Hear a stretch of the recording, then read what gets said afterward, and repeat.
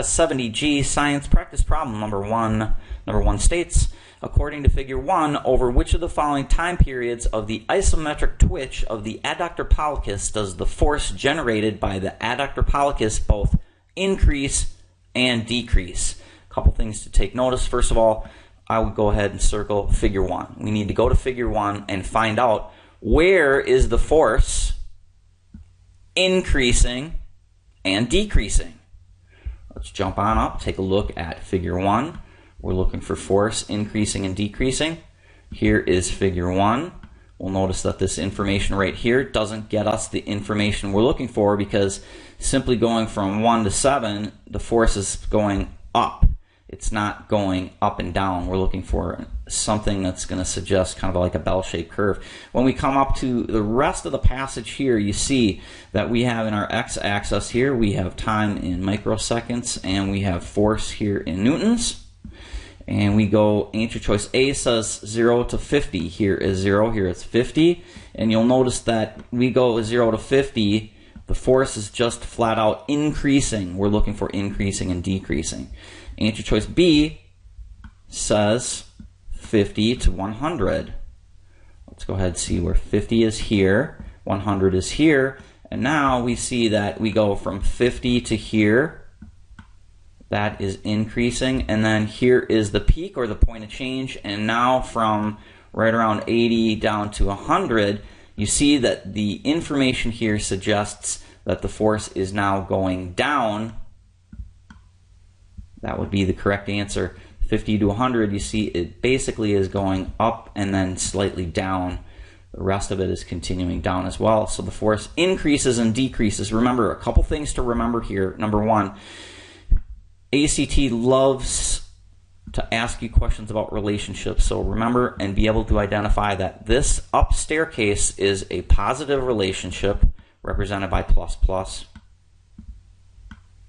That means as the time increases, the force would increase, or vice versa. And here is a relationship like a down staircase. As we see the time, the force go down, the time is still increasing. So positive relationship, negative relationship. Number two, notice that at the peak, point of change, peaks or valleys, the relationship is going to change. If we were to bridge the gap here, you would see that right here, there's something weird going on because the relationship is changing from positive down to negative. So whenever you see a peak or a valley, go ahead and take note of that because the relationship is going to change there. Once again, they ask us about this area, which is a peak. Relationship changes from positive to negative. The correct answer, therefore, on this one is going to be answer choice B, 50 to 100.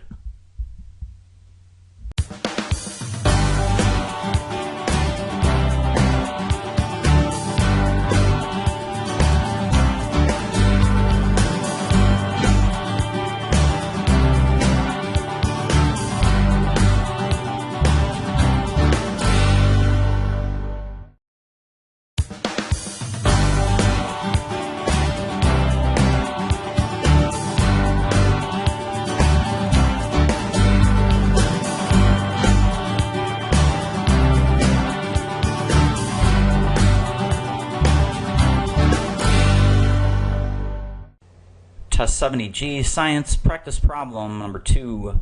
Number 2 says, based on table 1 and figure 1, what is the correct order of the 3 phases of the isometric twitch of the adductor pollicis from phase shortest duration to phase that is the longest duration? First things first, make sure that when you read this question stem, you identify that the stem is longer than 2 lines long, which means you need to translate this into your own words. You can do that simply by circling things or underlining things. Here's what I did. I said, I need to go to table 1, figure 1, and look at the stuff in there. Then I need to look at the 3 different phases, and I need to see which one is the shortest and put them in order from shortest to longest. When you preview your answers, you know that you're going to have to take these periods here, or phases, latent, contraction, and relaxation, and you're going to need to put them in order in regards to shortest to longest. We'll go on up. We'll take a look at Table 1 and Figure 1. When we scroll on up, we will see Table 1 gives you a definition of the three phases: latent, contraction, and relaxation. So let's look at that. Latent says the onset starts at the onset of the stimulation, and then it will end as soon as the force begins. So let's quickly look over and see where that phase is. The onset, and it will stop once the stimulation occurs. Here is Figure 1 and quick overview. We have time versus force. It looks like this line is going up here. And remember, the latent phase means it's before the stimulation. As soon as it starts, that's the end of the phase. Here's the start of the phase. Here's the end of the phase. So that means we're on the XY axis. Here is the X at 0, Y at 0. That means this area here before the stimulation occurs, right here, is going to be the latent phase. Very short in this particular period. Then we look at the contraction phase when the force begins to increase for the start, and the end of that phase is when it starts to decrease. Let's scroll on up and see where the contraction phase is. The contraction phase starts at the end of the latent phase here, and will continue on up until it starts to decrease. So that means this blue area here is going to be the contraction phase. Then, phase number 3, according to the definition, the relaxation phase, the force begins to decrease, and then the end of the phase is when it stops. So if you quickly look up here, combine the results in Figure 1, that phase would start here when we start to decrease, and will end over here. So you saw in order, this is phase 1, latent, phase 2, contraction, and phase 3 down here. Just simply look at the blue squares and you'll see that it will go latent, contraction, and relaxation. That's the order that we should put them in, from shortest to longest, like the question is asking us. Go back down to the answer choices, and you see that the correct answer on that will be answer choice F, latent, contraction, and relaxation. Remember, you're asked to combine results from Table 1, Figure 1. The only answer that will do that will be F for number 2.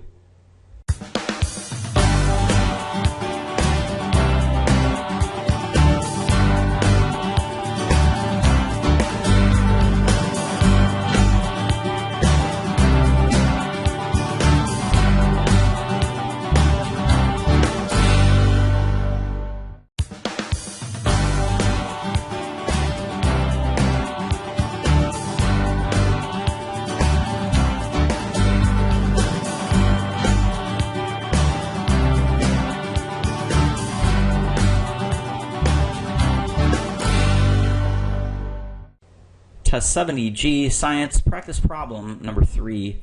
Number 3 says, according to Figure 1, during the isometric twitch of the adductor pollicis, the time that elapsed from the start of the twitch until the muscle's contraction with the greatest force is closest to which of the following? First things first, put this in your own words. We need to go to Figure 1, and we need to see the time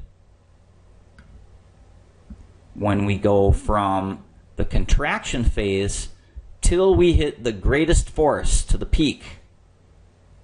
Let's go on up to Figure 1, and you'll see in Figure 1 the contraction phase. The definition here, it says when the force begins to increase, and then it will end at when the force begins to decrease. You look over here in Figure 1, the beginning of the force will be here,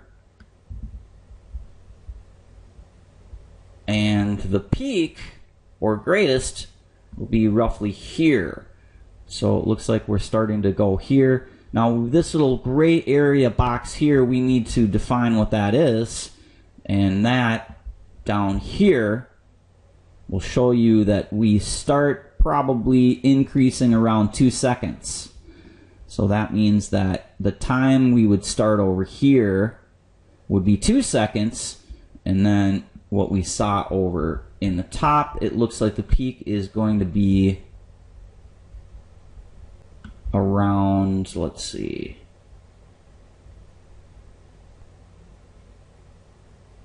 around there. So 75, 100, I would say, I don't know, maybe 90, 85, 90, something, somewhere in there, minus the 2 seconds from, we're going to knock off for the latent phase, which is here. You see that there's nothing happening here in the latent phase, which says the onset of the stimulation or before the stimulation. So we're looking for an answer choice right around, I'd say, like 83 to 87. We're previewing our answer choices, and when we jump down to the answers and see, we should see something that falls in our lap. We predicted that we were looking for something around 83 to 87. We can start crossing choices out. A is too small, C and D are too large. The only one close to 83 to 87, as we previewed in our answer choices, is answer choice B, 90 seconds.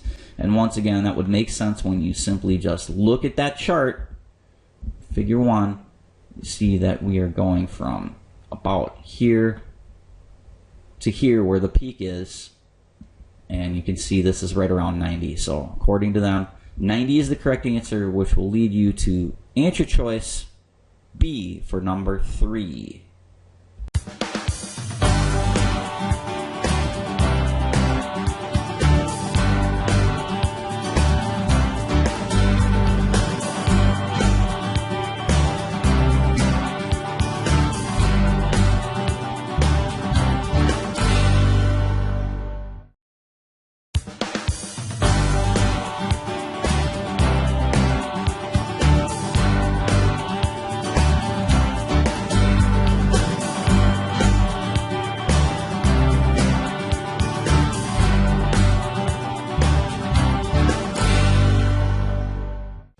Test 70G, science practice problem number 4.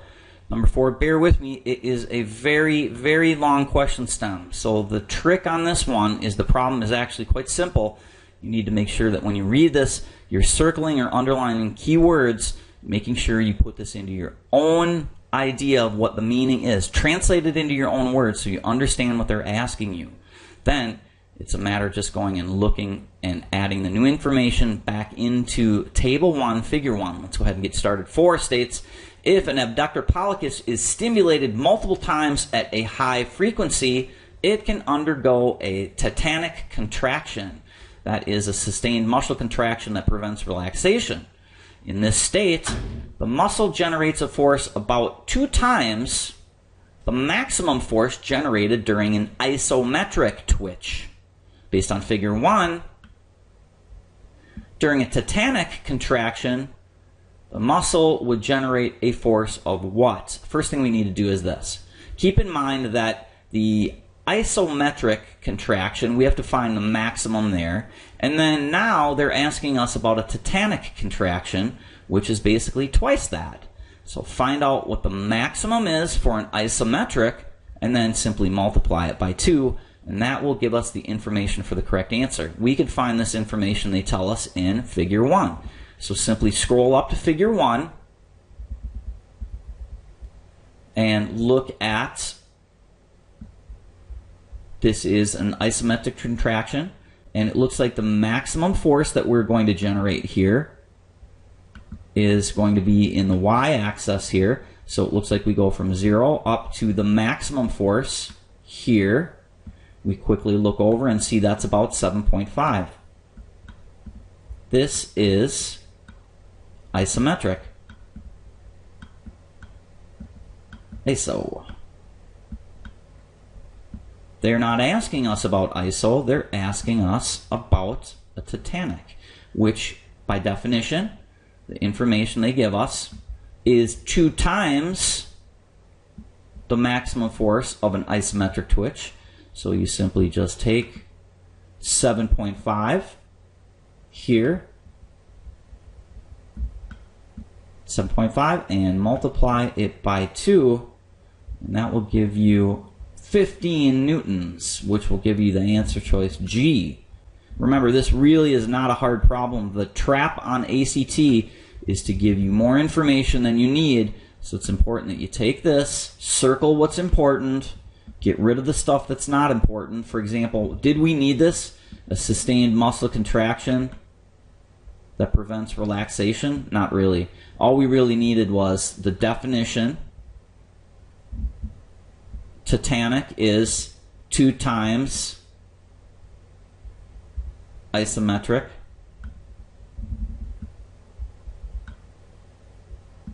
Find isometric and multiply it by 2. Put it in your own words. 4 is G.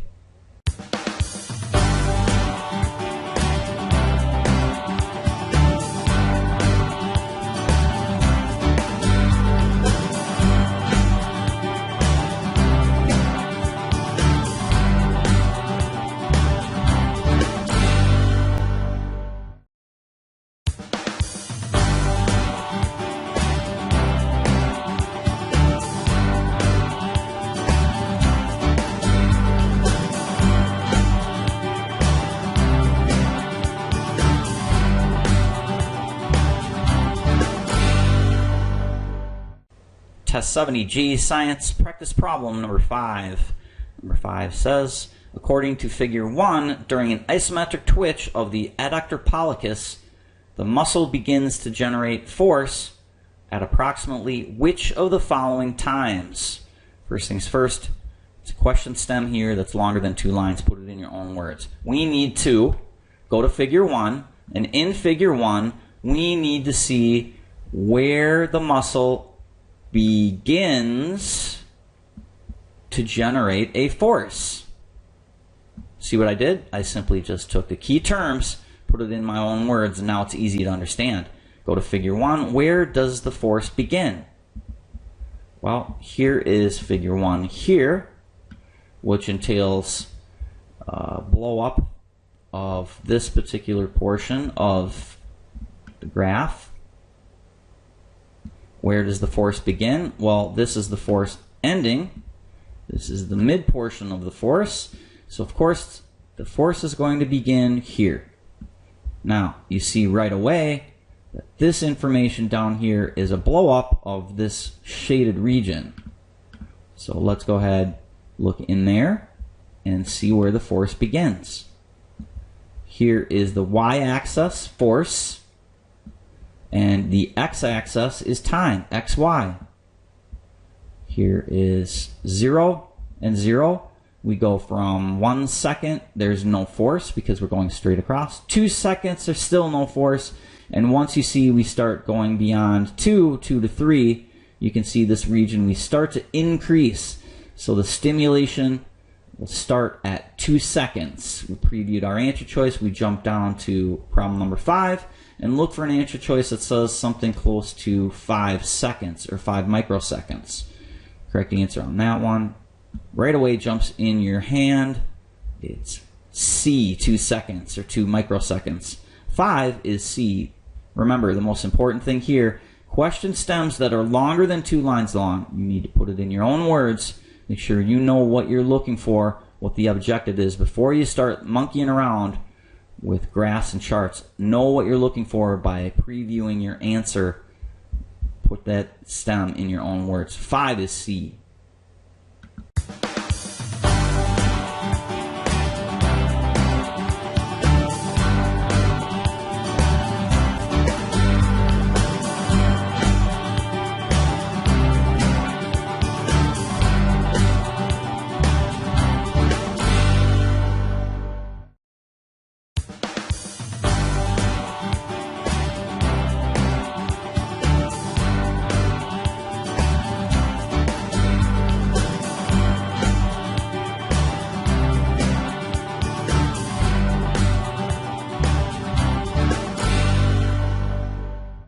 Test 70G, Science Practice Problem number 6. Number 6 states, according to figure 2, on October 15th, 2000, the O3 partial pressure was 0. for all altitudes in which of the following ranges. First thing you want to do here is go ahead, put this in your own words, and circle some things that are important. Here's what I did. I said we need to go to figure 2, and in figure 2 I need to find October 15th, and then I need to see where the partial pressure was 0. That's it. Preview your answers. You see it looks like there's kilometers here, so when we jump on up to figure 2, we can simply just look for an answer choice that's stated below. Here is figure 2. Right here, make sure you go to the right figure. And up here, we're looking for October 15th, but I just see a bunch of lines, so I don't know what that's all about. So what we can do is simply look at the key up at the top, and you see we're looking for October 15th, which gives you the small dotted line right here. Now, when you look at figure 2 again, we're looking for an altitude that has 0.03. So here is your x-axis is 0.3 partial pressure, which we're looking for, and the altitude here is on the y-axis. We're looking for 0. You simply just find that small dotted line here, and you see we're at 0 from here to here. How do you know that? You just simply look straight down in your x-axis. There is 0.03 particles here between 19 and 21. Go down to your answer choices, have a look. 19 to 21 falls right in your lap. Remember, just simply put this in your own words, go in here and start taking your finger and going across and over based upon what you see here. It's data analysis. 6 is G.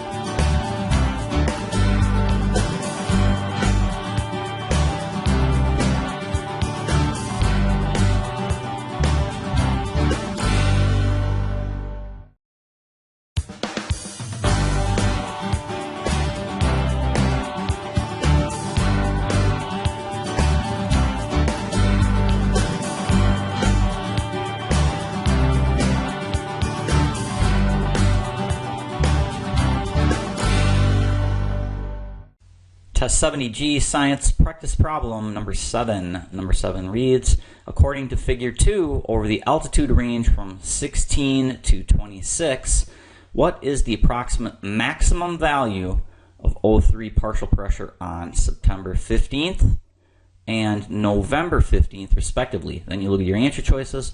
Below it gives you 2 columns, September 15th and November 15th. Here's what you should do. Whenever you're given several different things like September and November and so forth, we need to go in and we need to take the information from the key and go ahead and just draw it in the chart so it's available. Here's the key up here. You will always use this information, so make sure you don't skip over this. Here we have a straight line, full line, September 15th. October is the small dotted line, and November 15th is the large dotted line. Then we see that in the chart here, we see that we have a small dotted line. So what I did is I just looked at this, wrote it in there so it's easy for you to look at. That's October, and then put that there. The solid line here is September. From up here, I just wrote it in, and then November is the large dotted line. Go ahead and label that so it's handy. Now, go back and put the question in your own words. According to figure 2, we know that, okay? So we're looking for 16 to 26. What's the maximum value of O3? So now let's go ahead and find 16 to 26, and then we want to look for September and October and find the value. Let's go back up there. You can take your pen or pencil and find 16 to 26. So you see here, that's the full length. What is the maximum value? September is the dotted, the full line. So the maximum value, you look over here. Here is this. Which one is the largest? Right here. And that roughly gives you 7. And then we want to look for November. From the key, we've already labeled it. It's this line here. November for November is going to be this one here, because that's the peak, and that will be 20. So the answer previewed should be 7 and 20. Go down to your answer choices, and you see answer choice B jumps out and falls right in your lap. September is 7 and November is 20. Remember, the most important thing here is this data analysis, kids, is really easy. You just make sure that whenever there is a question stem more than 2 lines long, put it in your own words by circling things and kind of doing what I did here. You see what I did? I didn't read necessarily everything again. I just said, go to figure 2, find this area, 16 to 26, find the maximum value for September and for October. And then once you have that in your head, just go up there and just start making several notes up in the columns there. It's pretty straightforward. 7 is B.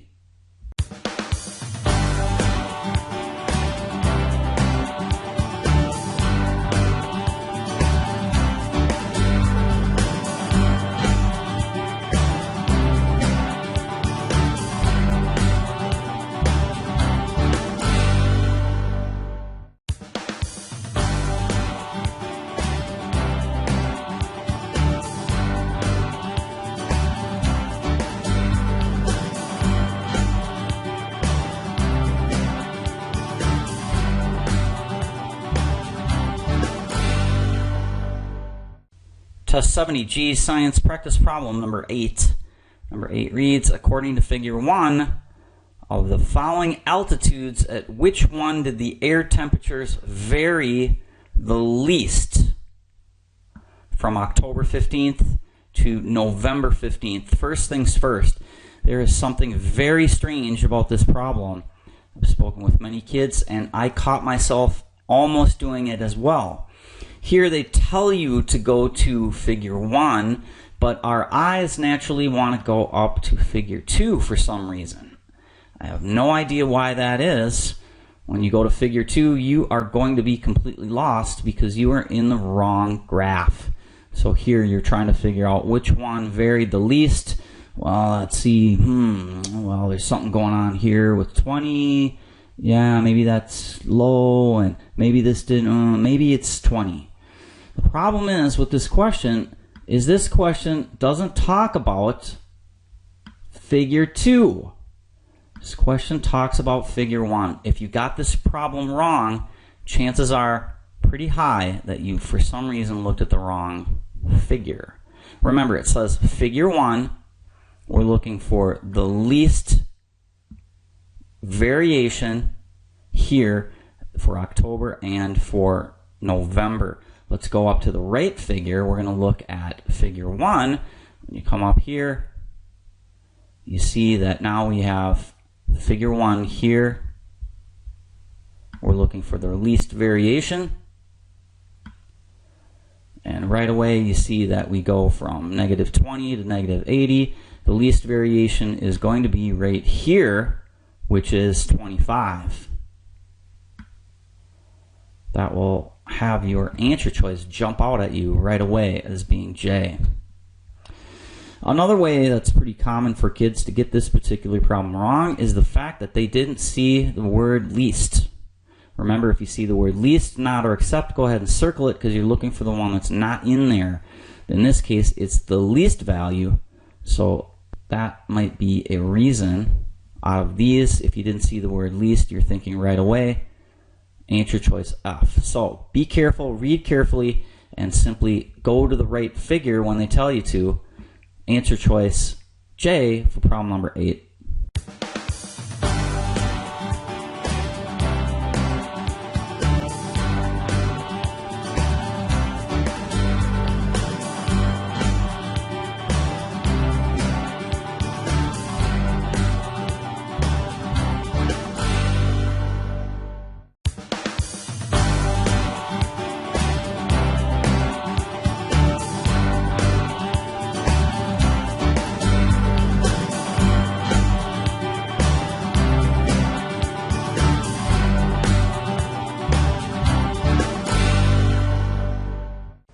Test 70G, science practice problem number 9.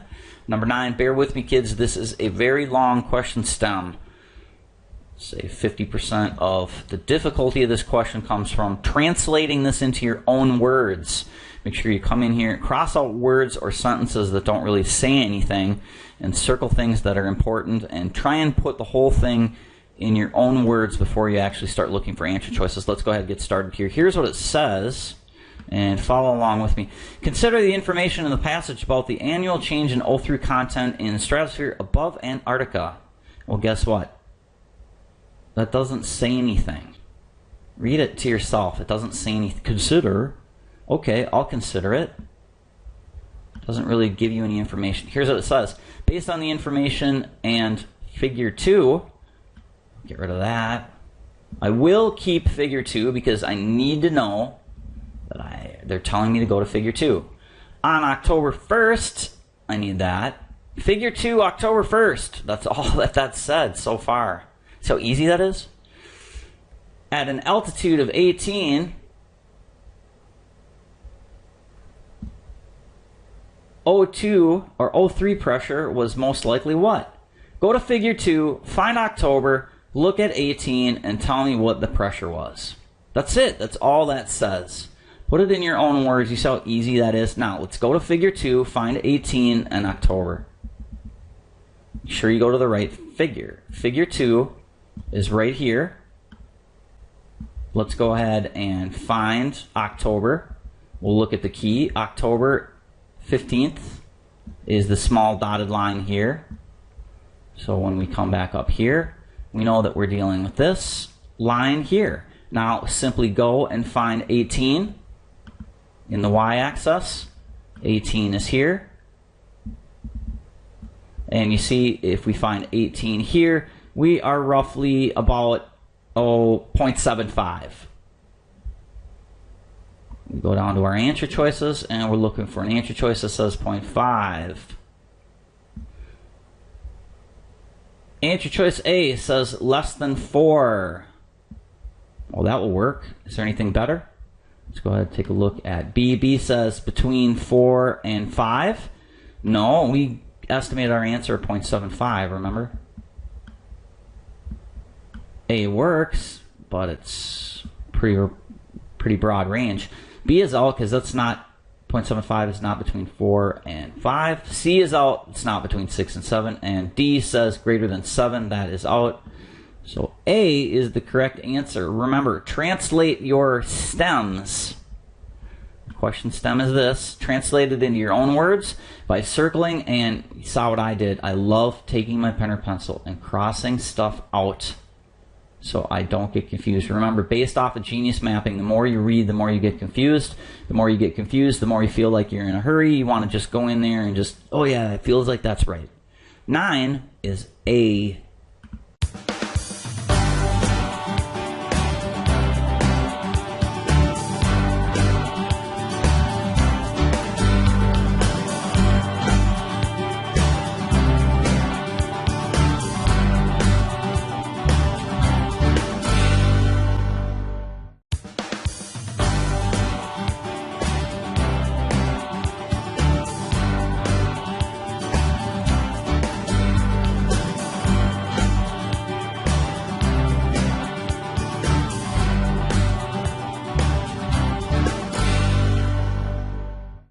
Test 70G Science Practice Problem number 10. Number 10, kids, bear with me. We're going to have to use some geniusy stuff on here. It's a very tough problem. First things first, let's go ahead and read the problem. Here's what it says. Consider the ultraviolet radiation that reached the location in Antarctica on September 15th, October 15th, November 15th, and having passed through the stratosphere. Based on figure 2, which of the 3 dates was the intensity of the radiation the greatest? So first things first, let's go up to figure 2 is what they ask us about here. So let's go up there, take a look at the 3 dates, and quickly review. So here's figure 2, and you'll see that in figure 2 we have, in the x-axis, we have the O3 partial pressure, and over here at the 0, that's less ozone content, and here is more ozone content. Then if we scroll up just a little bit more and get the key in there, you can see that we're dealing with 3 different dates. which are September, October, and November. So here September is the solid line. The dotted line, small, is October, and the large dotted line is November. Now, we're going to have to use some geniusy stuff on here. First things first, radiation, we're going to use some kid logic here. Radiation is a bad thing. Now, you see over here that we have an ozone hole. So we can assume by looking at this that O3, if there's a hole in the atmosphere, that sounds negative. Geez, you know, there's a hole in the ozone. Zoinks. We better patch it. So right away, when you see O3, we're going to go ahead and label this according to our geniusy technique as being positive. There's a hole in the ozone. Uh-oh. And now they say radiation. Radiation, for the most part, is something that's negative. So, we know that there is a negative-positive relationship going on here. So, if we see over here that this is a lot of ozone, we can assume the radiation would be opposite, less. Over here, there is less ozone, so we could assume that the radiation would be the greatest here. Just by doing that, number one. Number two, let's continue on with this geniusy theme. If you know a little bit about something from science class, you will know that O3, or ozone, is a protective layer around the Earth. And what does it protect us from? UV light. And if there's too much UV light, we could get skin cancer. So ozone protects us from UV. Well, a Scooby-Doo for UV light is radiation. So when you geniusy this out, you would see that ozone protects us from UV light or radiation. So naturally, when there is less ozone, that means more radiation is going through the stratosphere. So either way you look at it, there is an indirect relationship. The arrows need to be going in the opposite direction. So we're looking for the greatest amount of radiation, which would suggest the least amount of ozone. So right away you see that here is the least amount because this is right flat at 0. And that dotted line from up here is October.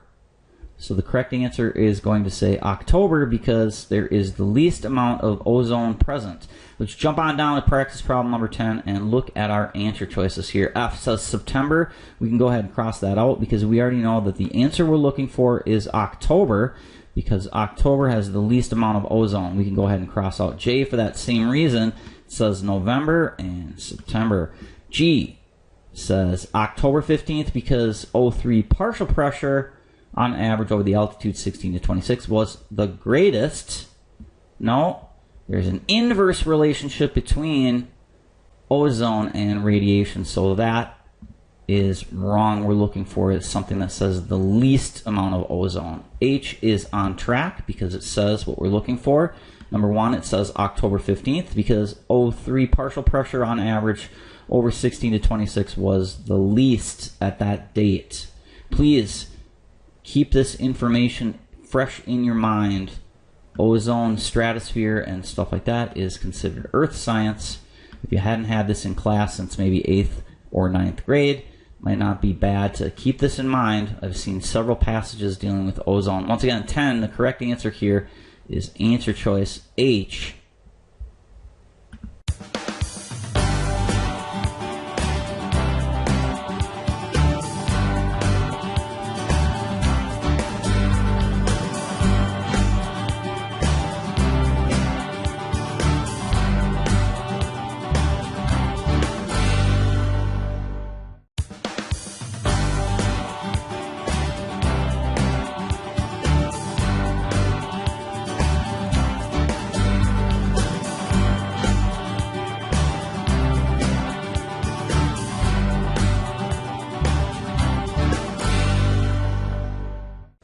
Test 70G Science Practice Problem number 11. 11 states, which of the students would agree that before heating, the liquid in the beaker was a mixture of substances? That's the key words. We're going to go ahead and look at all of the 4 students and see if they believe that it was a mixture of substances. When we come into student number 1, student 1 says this: the beaker initially contained a solution made of dissolving a white solid in a pure green solvent. So we have a white solid and a green solvent, which is together a mixture of substances. There's 2 substances, so that is in there. Student 1 believes it's a mixture. Go to student 2. Student 2, we just simply read the beginning again. The beaker initially contained a solution made of dissolving a white solid in a pure colorless solvent. We've got a white solid and we have a pure colorless solvent. 2 things. That is a mixture. Scientist 2, student 2 believes it is a mixture. 1 and 2 both believe it's a mixture. Go to student 3. Student 3 says the beaker initially contained a solution made by dissolving a green solid in a pure colorless solvent. Green solid in a colorless solvent, 2 things together is a mixture.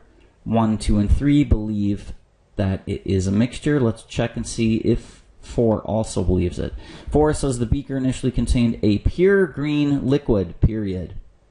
Something that's pure is only one. There's only one thing. It is not a mixture.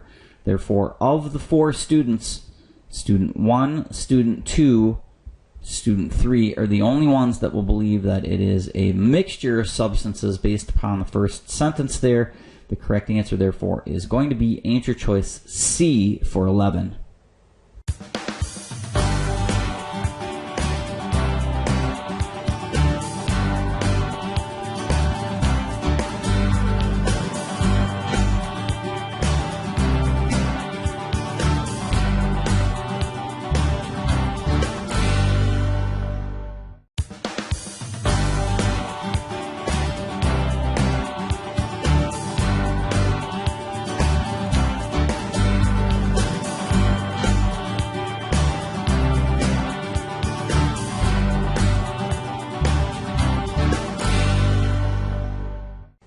Test 70G Science Practice Problem number 12. Number 12 reads, based on student 1's explanation, why did the volume of the liquid decrease over the first 12 minutes of heating?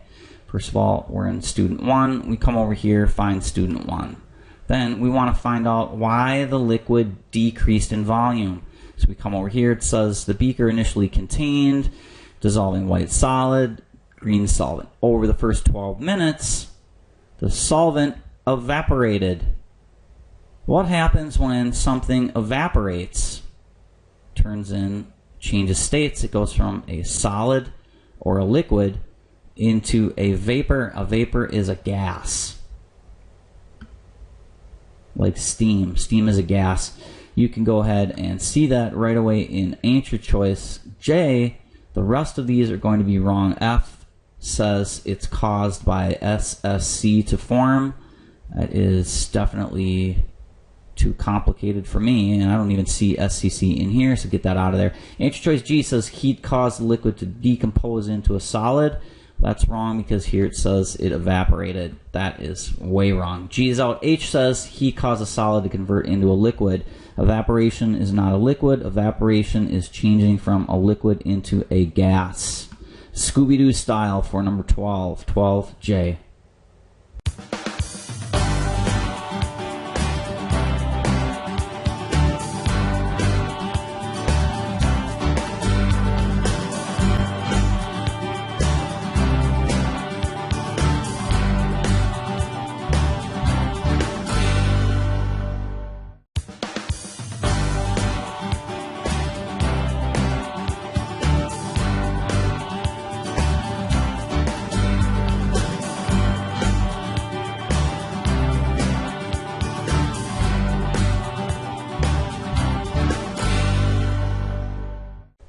Test 70G Science Practice Problem number 13.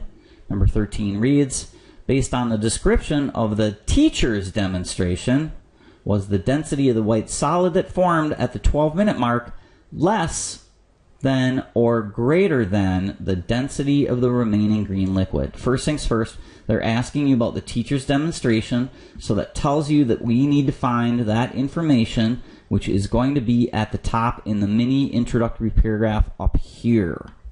We are asked about the green solution in regards to the white solid.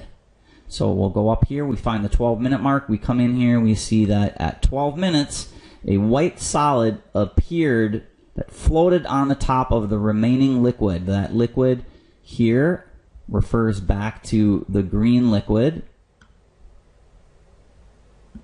So in a nutshell, we have a beaker filled with green liquid and white solid floating on the top. Let's use a little bit of kid logic. Which one is heavier, something that floats on the top or that floats to the bottom, sinks to the bottom? Of course, you know from just kid logic that something that's going to float on the top of a liquid is going to have a smaller density, less dense. So you know right away our answer choice is going to say less dense. We can go ahead, cross out answer choice C and D, because if it had a greater density, it would sink to the bottom of the liquid. Answer choice A says less because the solid did not sink in the liquid. That's the correct answer. It did not sink in the liquid because, what did it do? It floated on the top right up here. Let's go ahead and take a look at why answer choice B is wrong. B says less because the solid sank in the liquid. Well, that's flat out wrong because here it says it floated to the top.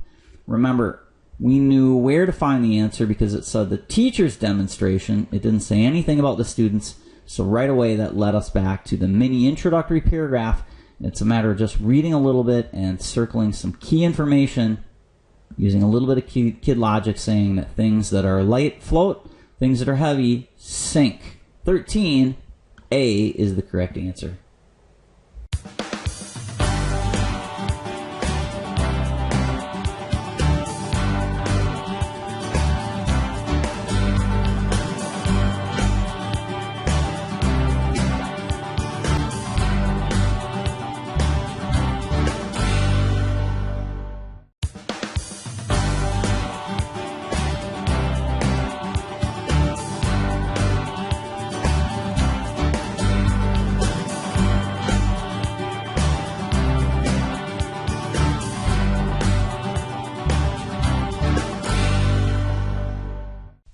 Test 70G Science Practice Problem number 14.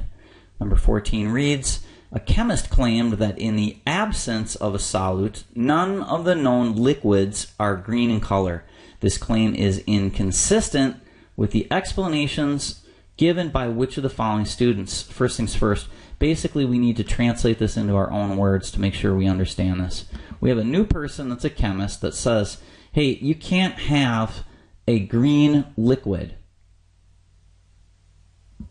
It's inconsistent. You can't have that. So which one of these students said there was a green liquid?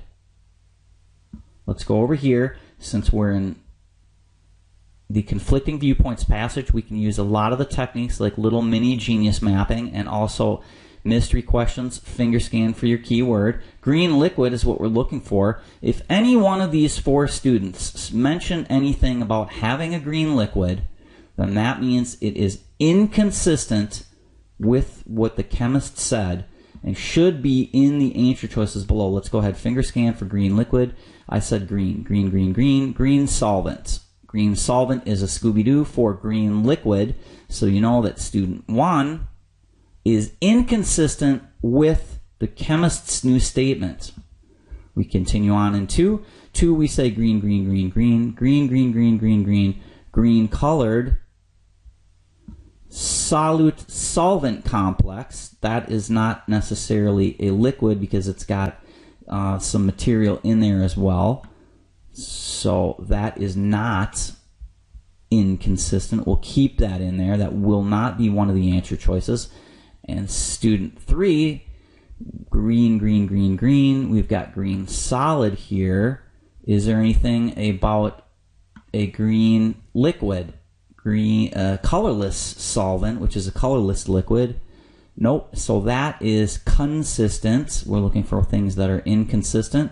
And then we go down to student 4. It says the beaker initially contained a pure green liquid.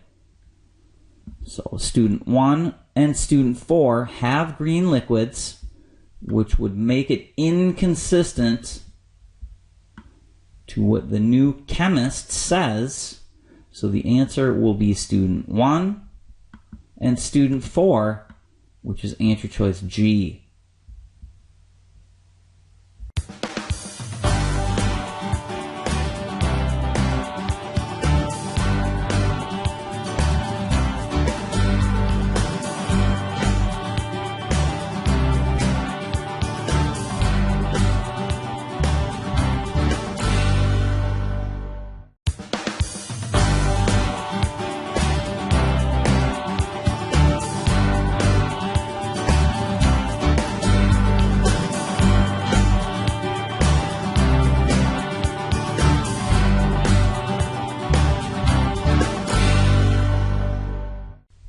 Test 70G, Science, Practice Problem number 15.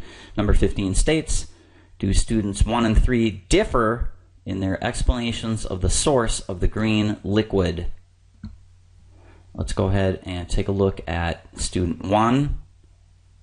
Student 1 says this: the beaker initially contained a solution made by dissolving a white solid in a pure green solvent. So they believe that the green liquid was a pure solvent. And student number 3 says the beaker initially contained a solution made by dissolving a green solid in a colorless solvent. So do they agree or do they differ? They differ. Do they differ? Yes. So that means we can go ahead and cross out A and B. Now let's see why they differ. Answer choice C. Student 1 claims that the source is a dissolved solid. Is that true? Go back up to student 1 and you see that that is incorrect, because the white solid is dissolved. Solution made by dissolving a white solid in a green solvent. So that is not true. We can go ahead and cross out C. D is the correct answer that says yes, they differ, because student 1 claims the source is a solvent and 3 claims the source is a dissolved solid. Once again, student 1, it's a green solvent, and student 3 is a green solid. The only answer choice that's going to work on this one will be answer choice D for 15.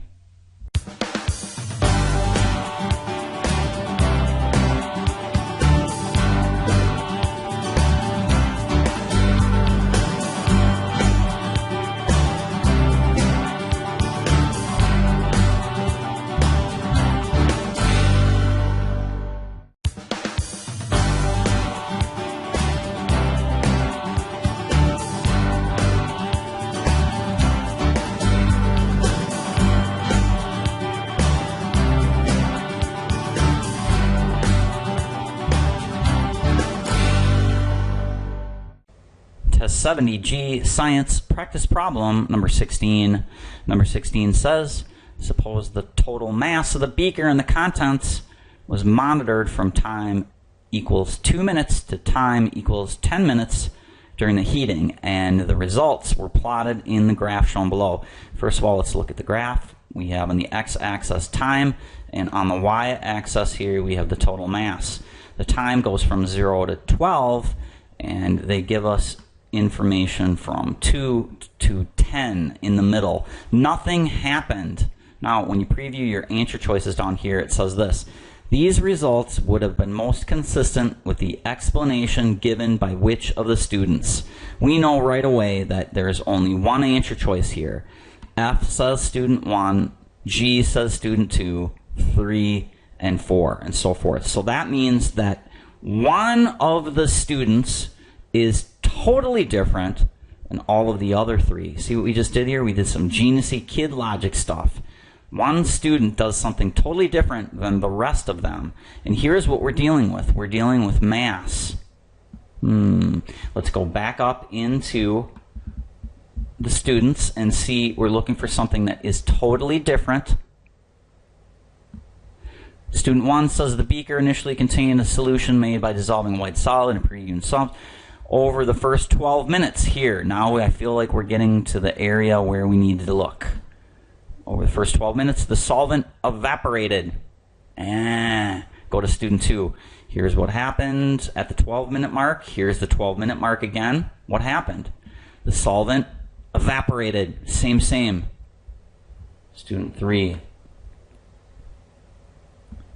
Blah, blah, blah, blah, blah, blah, blah. First 12 minutes. What happened? The solvent evaporated. Student 1, student 2, student 3. 12 minutes, the solvent evaporated. We go to student 4. The first 12 minutes. What happened? The liquid only decomposed but did not evaporate. Right away you see that student 4 is the only one that says something different happened at the 12-minute. So we know the answer is going to be student 4. J is the correct answer. A couple things to review here what I just did. Number 1, when you see answer choices that say only one student or one particular experiment, you can assume that all the other ones are going to be similar. And then what you do is we went in here and we looked for time. It said 0 to 10. And the only thing in the answer in the experiments for each student was not 10 minutes, but it always gave you something about 12 minutes. So I knew right away that the 12-minute mark, our answer is going to be found near that 12-minute mark. So you could almost do like a finger scan if you wanted to, 12 minutes, 12 minutes, 12 minutes, and all of them. And then read the surrounding area and look for the one that was different. In this particular case, we knew that student 4 said it did not evaporate and all the rest evaporated. Well, let's do a little bit of kid logic to continue with here. So if we have a liquid and a solid, and the liquid evaporates, which means it's basically changing forms. It's going from a liquid and turning into a gas, and the gas molecules are going outside of that beaker. Well, those gas molecules, of course, the mass is going to change. It's going to get lighter. Remember, student 1, 2, and 3, they all said what? They said that the liquid evaporated. That means the mass would have went down. Here, in this experiment, they're showing you that the mass stayed the same. So the only way that we can have that happen is if the liquid does not evaporate. Either way you look at it, you're going to derive the correct answer, which is answer choice J for problem 16, using a little bit of geniusness and kid logic combined. 16J.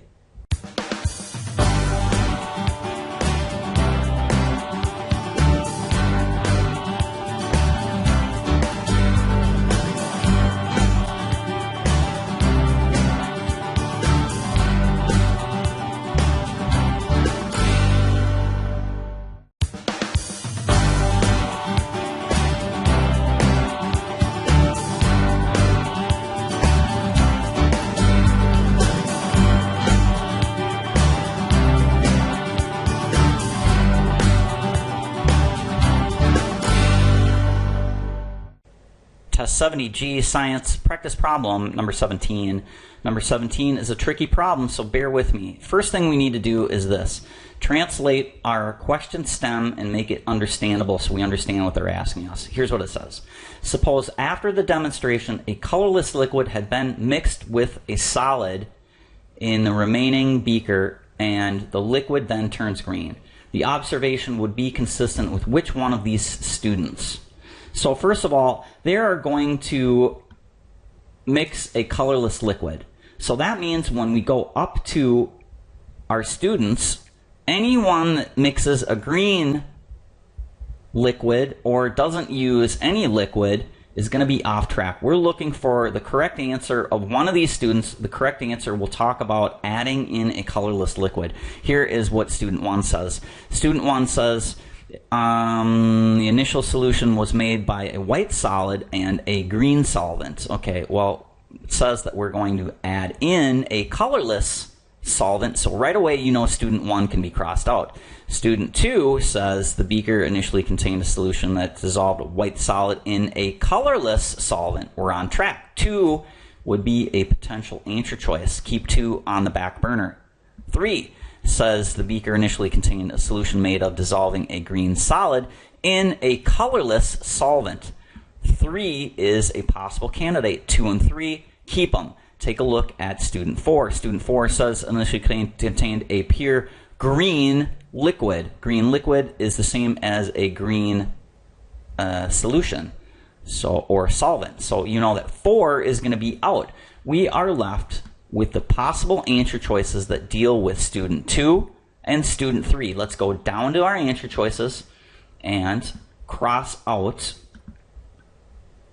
the other choices, which are student 1, because that is dealing with a green solvent, and we know that we're looking for adding consistency with a colorless liquid, which green solvent is not. 2 says colorless, 3 says colorless, and D is green liquid, which is not colorless, so that's out. We're left with B and C. Now let's go ahead and take a look at what the demonstration did. And remember what the teacher did in the beginning is the teacher made this solution, heated it up, and then we produced a white solid. So our answer choices out of 2 and 3 have to have one of them saying we have a white solid. Answer choice 2 says a white solid, and answer choice 3 says a green solid.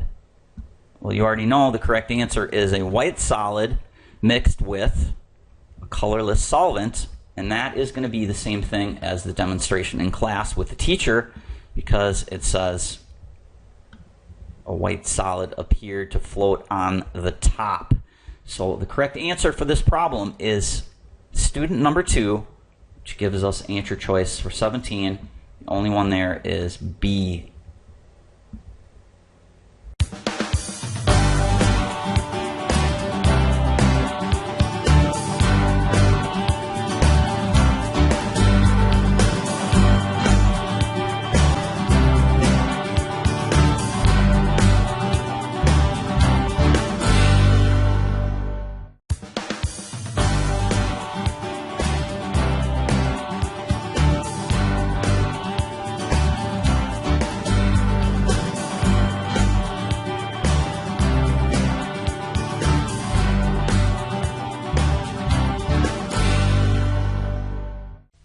Test 70G Science Practice Problem number 18.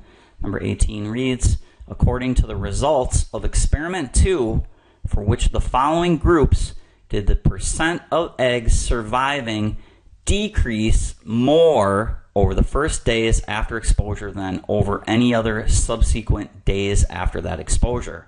First thing we need to do, circle the information we need to know. We need to go to experiment 2, and we're looking for eggs that decreased the most over the first few days. Preview our answer choices: F, G, H, and J, group 2, 4, 5, and 7. Let's go on up to experiment 2, find where that is. We'll scroll on up to experiment 2, and you see that's on page 44. And here it is right here, experiment 2. Now we need to go ahead and find where they talk about the groups and the decrease. Table 1, it looks like it's the UVB dose, so that's not the right table.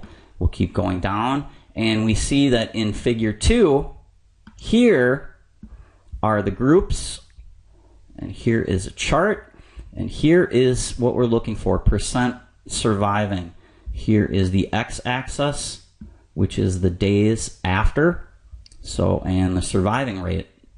So if you look over here right away, you know our answer choice is going to be low surviving rate. So our answer choice is going to be one of these.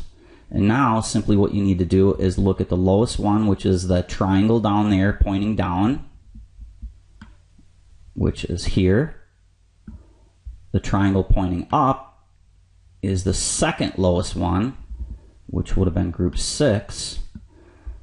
Let's go ahead and see if group 7 is in our answer choices, because that theoretically would be the best choice. The second best choice would be group 6.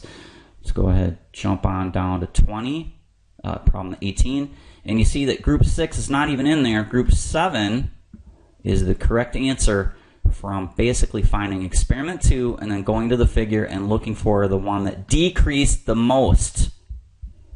Once again, decreased the most, figure 2. You see here is the percent surviving. So they're born here, 100% of them are born, and then all of a sudden after the first day, now they drop down here. That little diamond going down is group 7, and that is from the key up there. Correct answer for 18, therefore, is going to be group 7, answer choice J.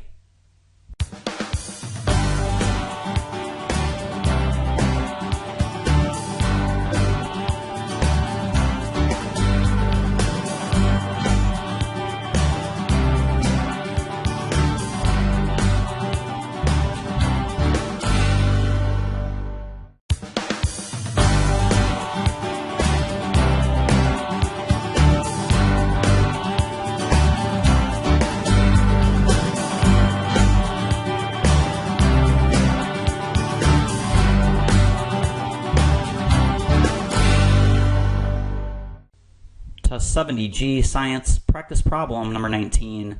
Number 19 reads, according to the results of experiment 2, as the dose of UVB increased from 820 to 4100, how did the percent of the eggs that were surviving 10 days after the UVB exposure vary with the dose?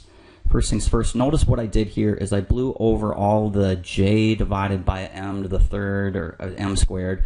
I just blew over that and I said 820 and 4100. It saves a little bit of time and you don't stumble when you're trying to look at that. The second thing is I just didn't even worry about this word boreas, b.boreas. I just said eggs. Get in there and get out. There's information that we don't need to know. First of all, we need to go and take a look at experiment 2, and we need to find the dosage, 820 to 4100. So the first thing let's do is let's scroll on up and find where they talk about the dosage. And when we do that, you see that we're going to be led back to table 1. And in table 1, here is the dosage. Table 1, dosage is right here. And now we go from 820 all the way down here to 4100. The information that we need to pull out of this table is this. We notice that group 2 is 820 and group 8 is 4100. So if you look over here, you will put group 2 low and group 8 high. As you increase the group number, the dose increases as well. The second thing that we need to do is we need to come down over here and look at figure 2, and in figure 2 now we have all of our groups here along with a symbol. So remember, group 2 is this guy here, which translates on the chart to up here. So remember that group 2 is the lowest dose, and the lowest dose will have the highest percent of surviving. Then we go to group 8. Remember, as we go from group 2 to group 8, we said that the dose increased from table 1. See that? Group 2 to group 8, we increased the dose. Now, when we come into figure 2 below, we find group 8, and group 8 is down here. See that?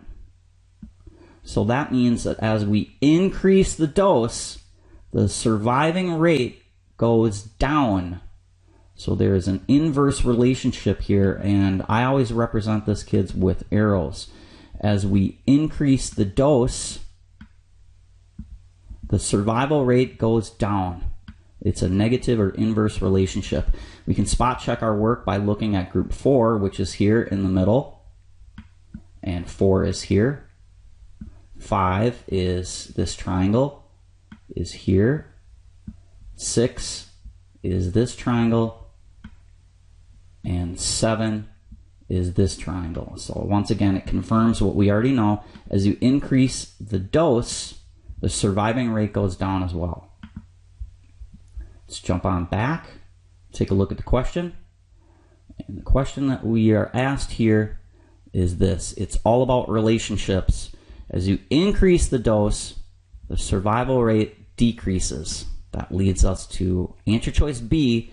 It's basically a relationship question. So remember, it's the number one thing in all of science, not just ACT.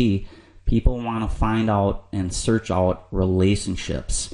As we give a certain amount of drugs to a certain animal, what happens? What's the relationship? Does the disease go down? Does it go up? Or does it stay the same? Relationships is number one thing in all of science, and therefore practice problem 19 will be indeed answer choice D. It's a negative or inverse relationship. B for 19.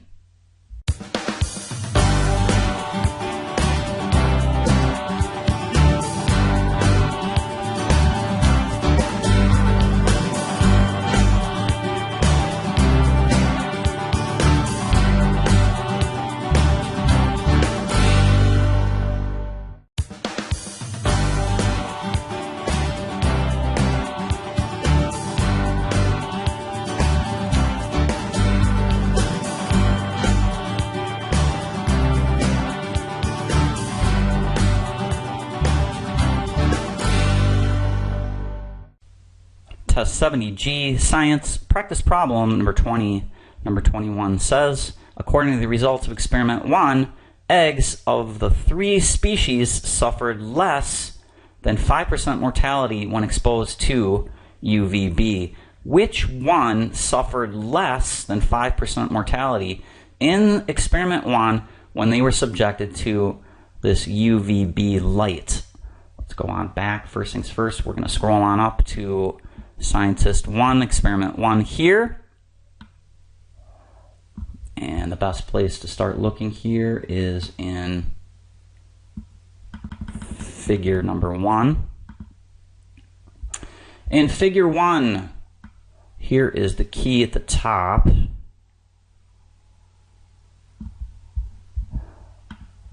Now we're going to go ahead and look down over here and see which one of these suffered less than 5%. First of all, here is the different types of eggs, and here is the percent that have hatched. We're looking for 95% or more that hatched. If you look over here, this one is Cascade. It looks like it's right around 78%. This one here looks like it is about 90%.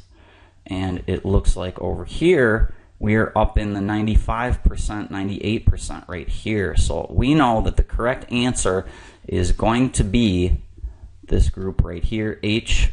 regalia. Let's go down to the answer choices. It's as simple as that.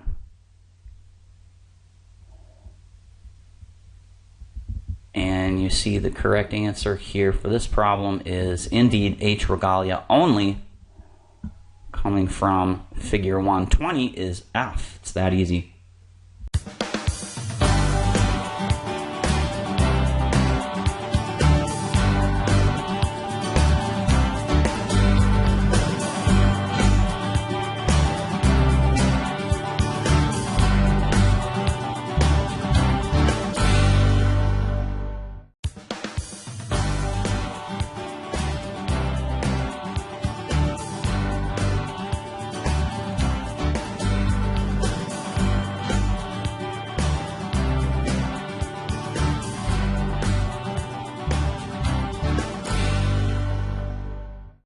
Test 70G, Science, Practice Problem number 21. 21 says, based on the results of Experiment 2, did H. regalia or B. boreas exhibit a greater rate of removal of CBPDs? First thing you want to do here is locate Experiment 3. You come over here, you see that Experiment 3 is here. And you'll notice that in Experiment 3, we have Figure 3.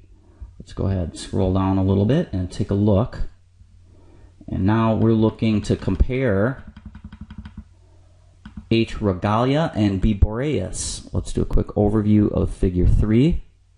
In Experiment 3, the x-axis has the 3 different types of eggs. Here are the 2 we're looking for, H. regalia and B. boreas. The second thing is the y-axis is the CBPD's removal rate. And that's what we're looking for. Which one is greater? See how I put it in my own words? We go over here, we find H. regalia. We see the removal rate is roughly 8.2. We come over here, we find B. boreas right here. We go scanning over to the left, and you see it's roughly 1.5. Now, you know that the correct answer here is definitely going to be H. regalia, because the removal rate is higher here at 8.5, 8.4, and here this removal rate is 1.5. So right away we can go ahead and cross that out. We're left with answer choice A and B. The correct answer will say that this is higher than this. A says H. regalia because the photolase activity was lower than H. regalia than for B. boreas. Well, you know that that's false because just simply look at the chart. That's out. B is the correct answer, and here's what it says. H. regalia because the photolase activity was higher for H. regalia than for B. boreas. B is the correct answer simply by going to experiment 3, looking at the graph, and just finding your thing and then looking over to the left. Super common problem, ACT 21B.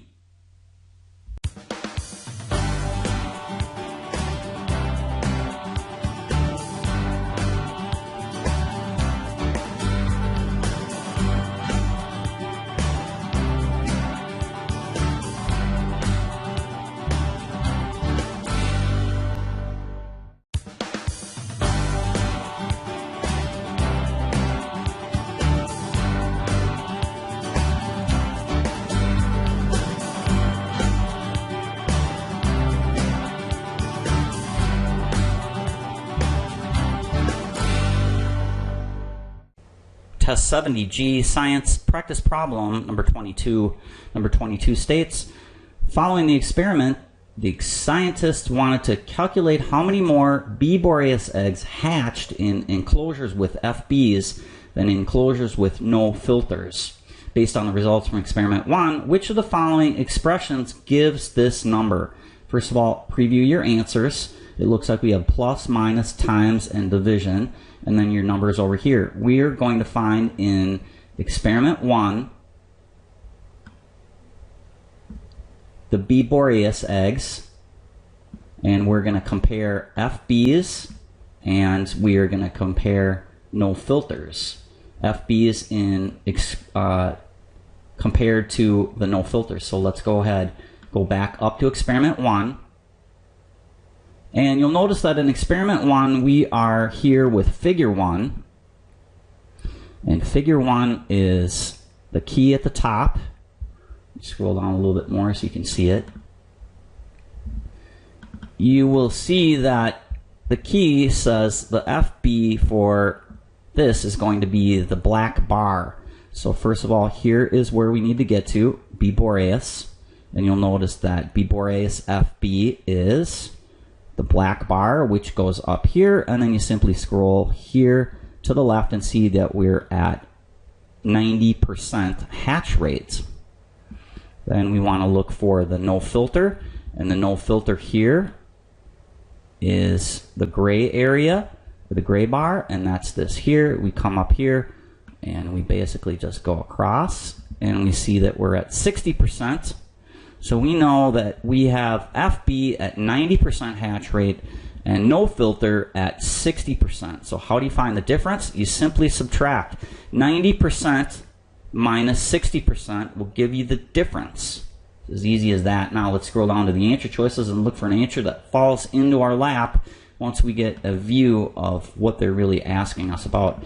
You look over here, the answer we previewed was 90 and 60, and we're going to subtract them because that's how you find the difference. G is the correct answer for 22. Simple math.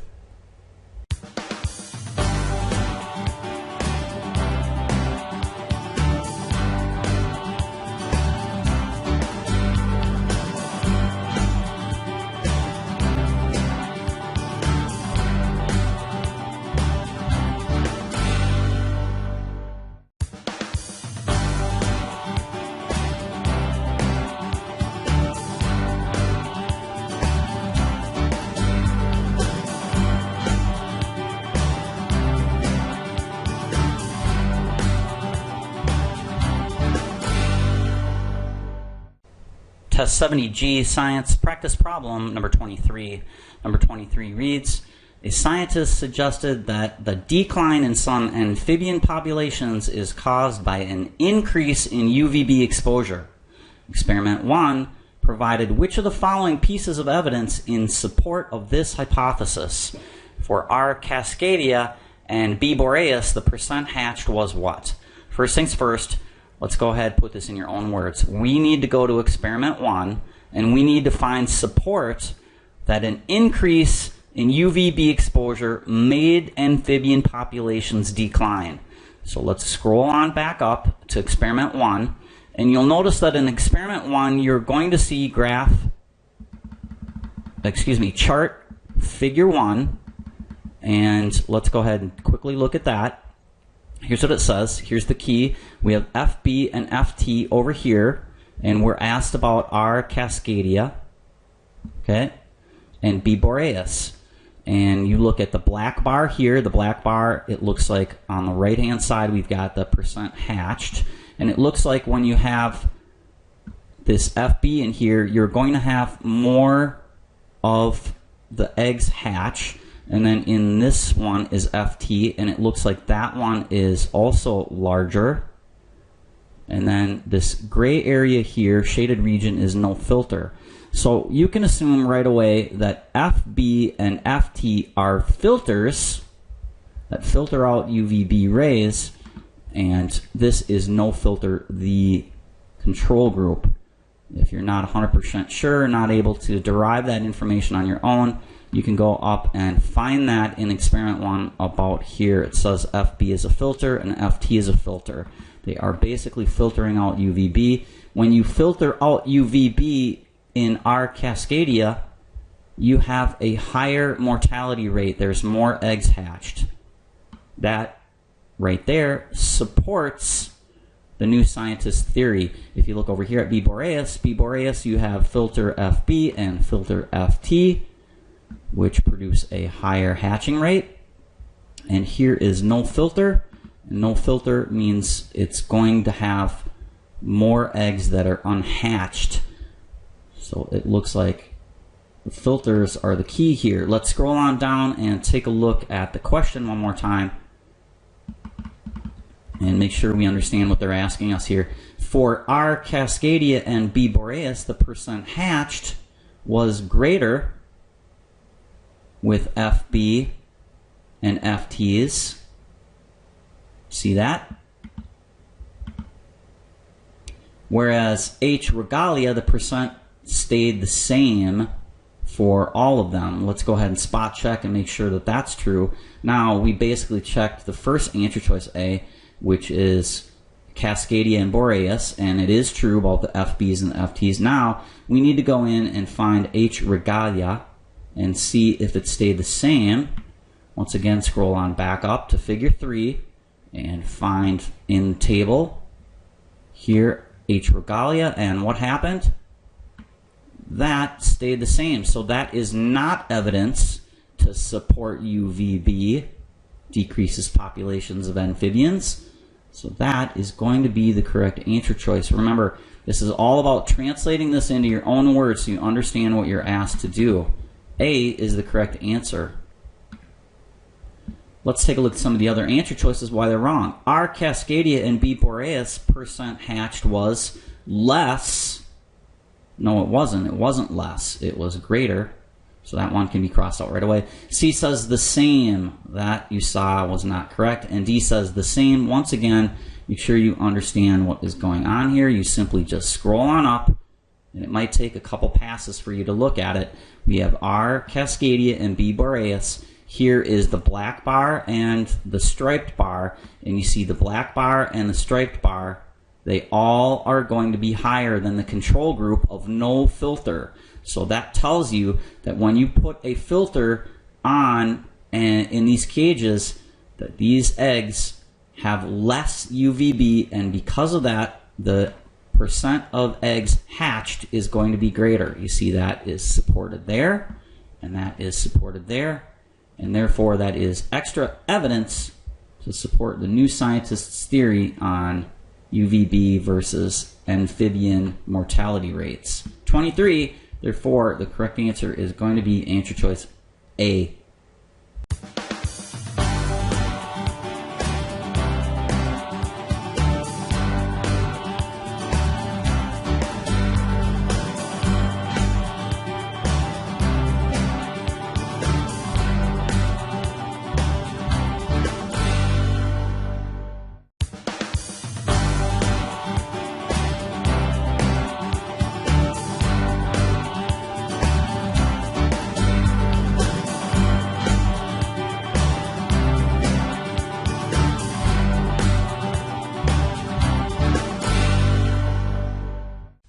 Test 70G, Science Practice Problem number 24. Number 24 says, when the results of experiment 2 were recorded, the moisture content of the air was the lowest in which tank? First things first, let's go on up to Scientist 2 and take a look at experiment 2. And here is a secret little trick. Here is Scientist 2, experiment 2, and they say experiment 1 was repeated except.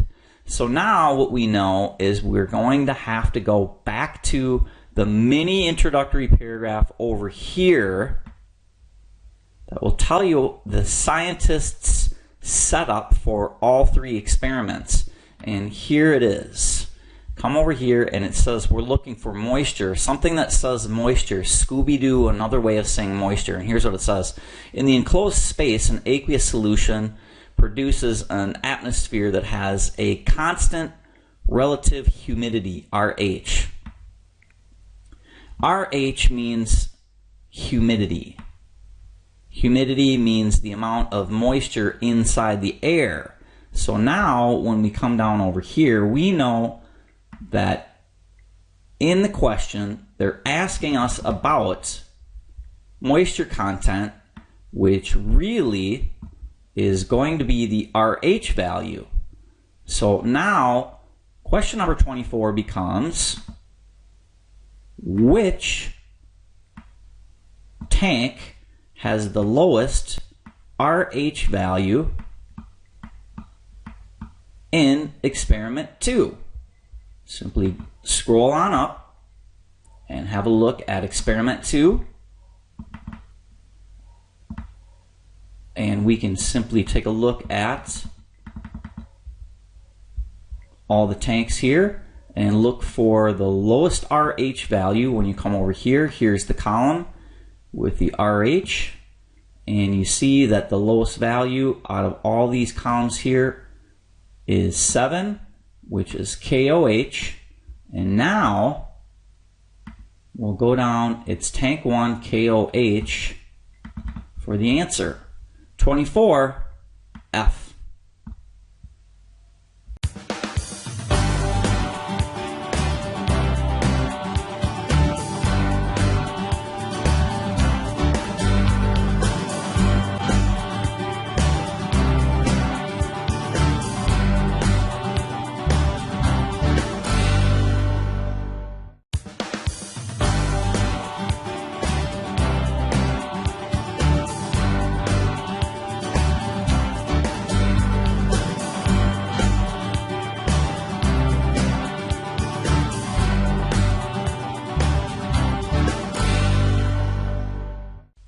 Test 70G, Science Practice Problem number 25.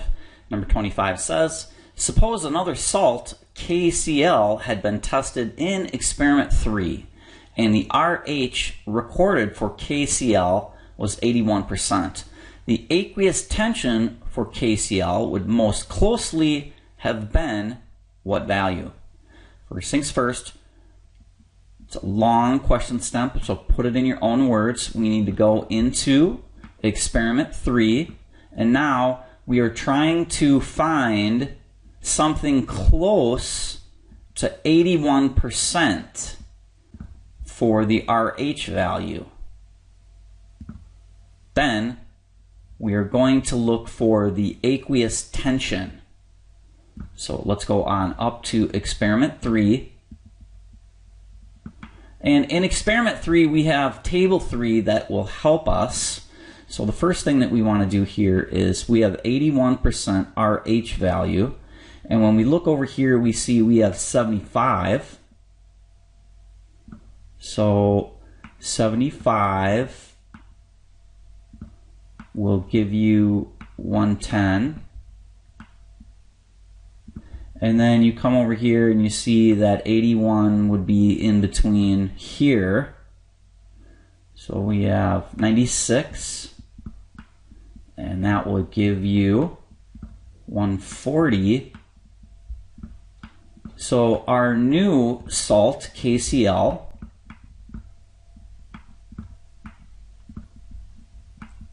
would have to have a Torr value, aqueous tension, of somewhere in between 110 and 140, because here is the two values that we know, and we're going to guesstimate it's going to be somewhere in between 75 and 96, which is 81, right in the middle. So our estimated value is 110 to 140. Let's go ahead, scroll on down, take a look at our answer choices and see if anything pops off the page.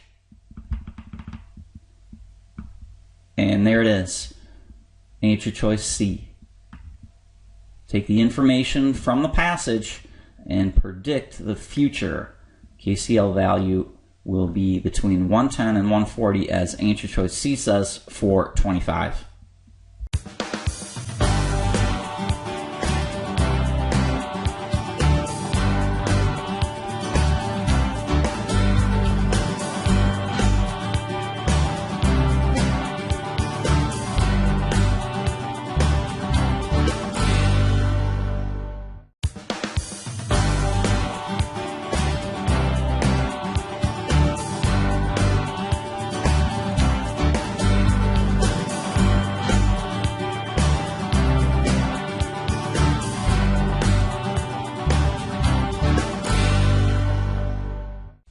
Test 70G Science Practice Problem number 26. Number 26 says, a student predicted that for a given salt in experiments 1 through 3, the RH value would always decrease as the temperature increased.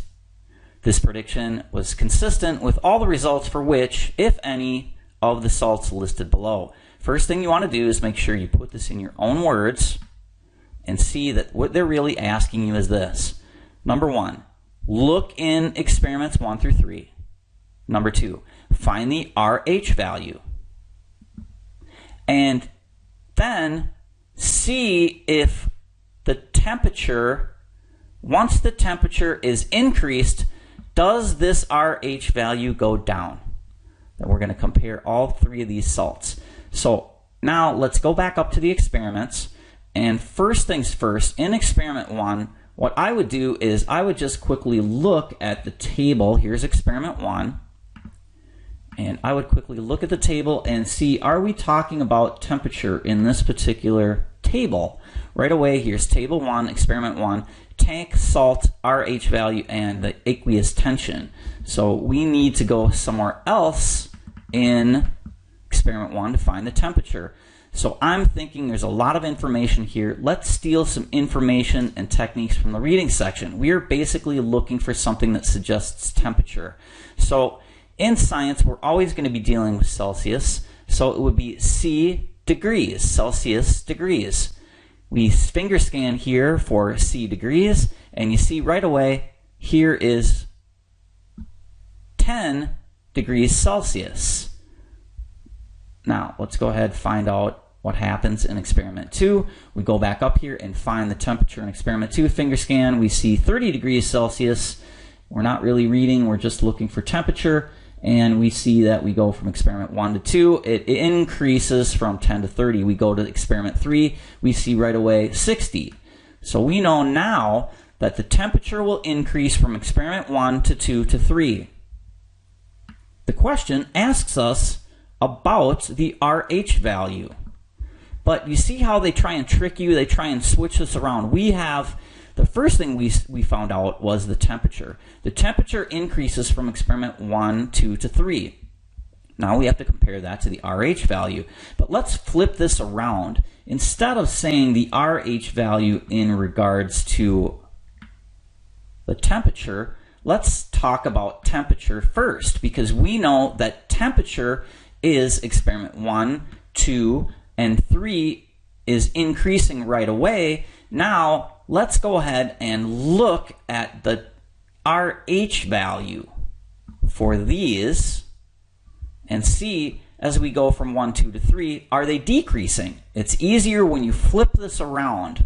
So we know experiment 1, 2, and 3, the temperature is increasing for all of these. Simply look at MgCl2, magnesium chloride. As we go from 1, 2 to 3, are we decreasing the RH value? If it is, then we go ahead and put a circle around it. Let's go ahead and jump on up, take a look at experiment 1, magnesium chloride, MgCl2. When we come over here in experiment 1, we will find that information in table 1. Table 1, we simply go down to the salt mixture, magnesium chloride, and we look at the RH value. We see that the RH value is 34. If this is a true statement, as we increase the temperature and go up to experiment 2, this RH value should go down below 34. We go up to table 2, we find magnesium chloride here, and now remember that in this particular experiment the temperature is now 30, so it's increased. That value went from 34 to 33. So far so good. We go into experiment 3, find magnesium chloride. We went from 33 to 30, so this answer is going to be in there because it goes 30, 33, it goes 34, 33, 30. So that means that magnesium chloride, as the RH value goes down, that temperature is going to be increasing. Or as we said before, as the temperature increases, the RH value is going down. You see how we flip-flop that around? It's easier to understand. Now, we're going to go to the second one. It's MgNO3, magnesium dioxide. Let's go over into table 1, which is experiment 1, 10 degrees. Magnesium dioxide is 57. When we come over here and we take a look at table 2, 57 now goes to 52, 57, 52. It is decreasing. Find it again. MgNO3, 2. And now we go down to 43. So this one is a true statement as well. As the temperature increases from experiment 1, 2 to 3, the RH value is going down. We put a circle around both 1 and 2. Now let's go ahead and check NaCl, sodium chloride. Let's go to table 1, do the same thing. NaCl, it looks like in table 1, the RH value for NaCl is 76. Does it go down when we go up to experiment 2 and look at table 2? And we see NaCl is now 75. See that? 76, 75. Looks like it's working so far. Let's go down and take a look at table 3. Table 3, as we increase the temperature, we see that NaCl still stays the same, 75. See that? Experiment 3 and experiment 2, NaCl does not decrease, it stays the same. So NaCl is not in the answer choice.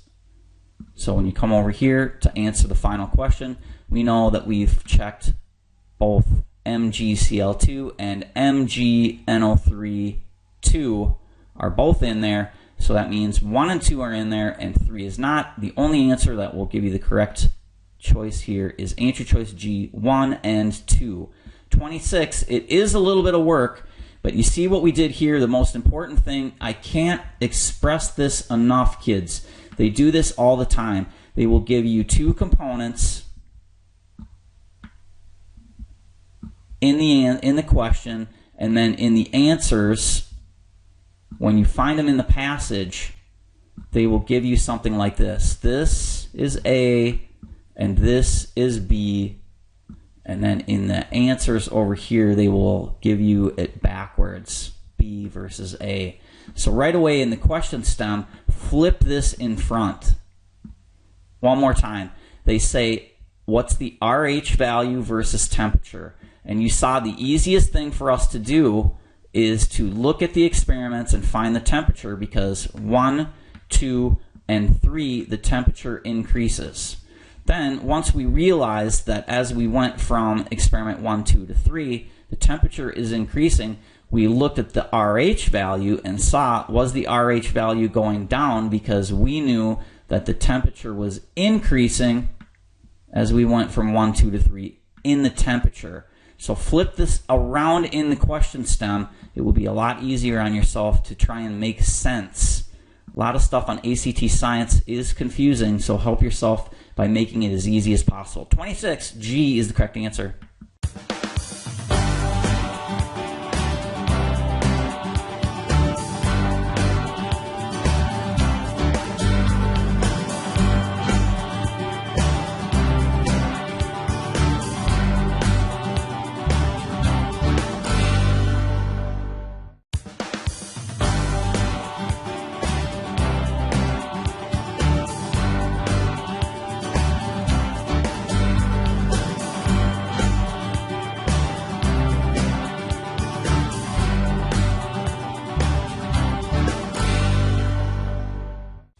Test 70G, Science, Practice Problem number 27. Number 27 says, a student predicted that under any conditions used in experiments 1 through 3, if the RH value of any two tanks was the same, then the aqueous tension of the salt mixtures in the tanks would be the same as well. Do the results of experiment 2 and 3 support this claim? First things first, put this in your own words, circle words that you think are important. Here's what I did. We need to look in experiment 2 and 3.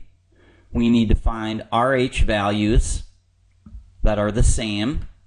If we find RH values that are the same, look at the aqueous tension value and see, are they the same as well? We're going to compare the results from experiment 2 to experiment 3. Now, let's go ahead, take a look at experiment 2 and experiment 3, and you'll see that we have tables in both. So we have table 2, experiment 2, table 3, experiment 3. Here is the salt mixture, and here is the RH value, and here is the aqueous tension. So simply come over here and look in here. Here are all the RH values for experiment 2 and the RH values for experiment 3. And let's go ahead and see if any of the values are repeated. Let me get back up here. So right away we look at KOH is 7 in tank 1 and experiment 2, and KOH is 5 in experiment 2. So that is not the same. We don't have to worry about that. Now we look at potassium sulfate. In tank 2, experiment 2, we see that the RH value is 96. When we come down to tank 2, we see the same thing here, and the RH value is the same, 96. Now, we did find something that the RH values are the same. The student predicted that the aqueous tension would be the same. So in experiment 1, for potassium sulfate, we see that the aqueous tension is 30. If the student is correct, we should see the aqueous tension being 30 again. We don't see that. We see the aqueous tension being different. So right away, the answer is no. Remember, 96, 96 for the RH value, and they said that now if the RH value is the same, the aqueous tension should be the same. They're not. 30 versus 140. Let's go ahead, keep going. If you look at MgCl2, we are at 33 for the RH value. And here is 30. We don't have to worry about that one. We look at MgNO3, 52 is down here, 52 down here. We don't have to worry because the RH values are different. But in experiment 5, we see NaCl with an RH value of 75. and an RH value of 75 here for NaCl in experiment 3. Let's look and see, is the aqueous tension the same or different? We saw in K2SO4, potassium sulfate, that it was different. 75 produces an aqueous tension 24, and 75 produces an aqueous tension 110. So the answer, both in NaCl and in potassium sulfide, both of these are incorrect. The answer is no. The prediction is incorrect. So when we scroll down here, we know that the correct answer is going to be no. So we can cross out answer choices and say yes. That means that answer choice A can be crossed out. B also can be crossed out. We're left with answer choice C and answer choice D. Let's go ahead and check C. C says no.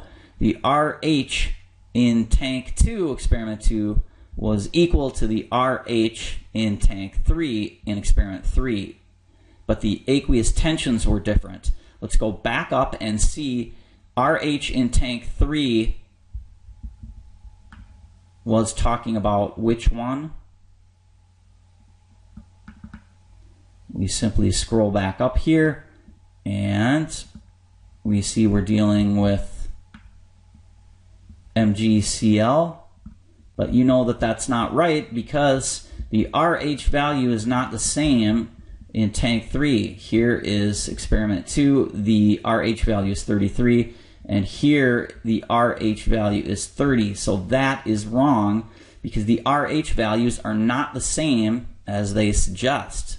Here it says experiment 2 was equal RH value to experiment 3. That is wrong. Answer choice D says no, the RH in tank 5 was equal to the RH in tank 5 in experiment 3, but the aqueous tensions were different. So let's go up to experiment 5, and you saw that experiment 5, tank 5, the aqueous tension we're dealing with here is tank 5. We're dealing with sodium, and sodium chloride is 75. The aqueous tension is different, and here, tank 5, the RH value is the same, but the aqueous tension is not. It's a simple matter of just checking your answer choices once you see if the student's prediction was correct or incorrect. Once again, after all that work, the only answer choice that is correct based upon what we've seen before is answer choice D, 427.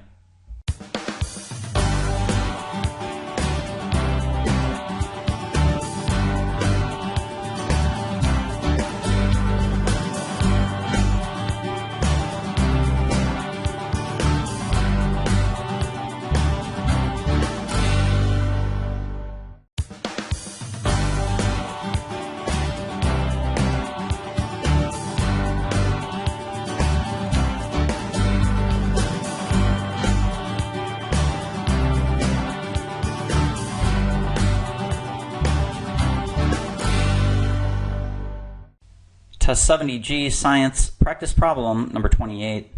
Number 28 says, what was the purpose of the first procedure that was carried out on day 1? So, let's go ahead and see, where did they talk about day 1? Let's go back up into the experiment, and you see that on day 1 comes from experiment number 1. And here's what it says. Simply finger scan for that or look around to find day 1, and here's what it says. On day 1, in preparation for the experiment, a drying agent was placed in each tank. So what is a Scooby-Doo for a drying agent? When you look at your answer choices, answer choice F, you want to use a drying agent to remove any water present in the tanks. Answer choice F is the correct answer. Let's go ahead and look at some of the other answer choices and see why they're wrong. G says to make a different aqueous salt solution to place in the tank. A different aqueous solution. Aqueous would mean some type of water base. And a drying agent, you wouldn't want to do that. Drying agent is used to remove water, to dry out the water. G is out. H says to ensure that the temperature in each tank was constant. Drying agents do not assure anything about temperature, so that one is off topic. J says to ensure that the aqueous tension of the salt mixture in each tank was constant. That is not why you use a drying agent. A drying agent is used to dry. Dry what? Usually when you think of drying something, you think of water. F, using a little bit of kid logic for problem 28.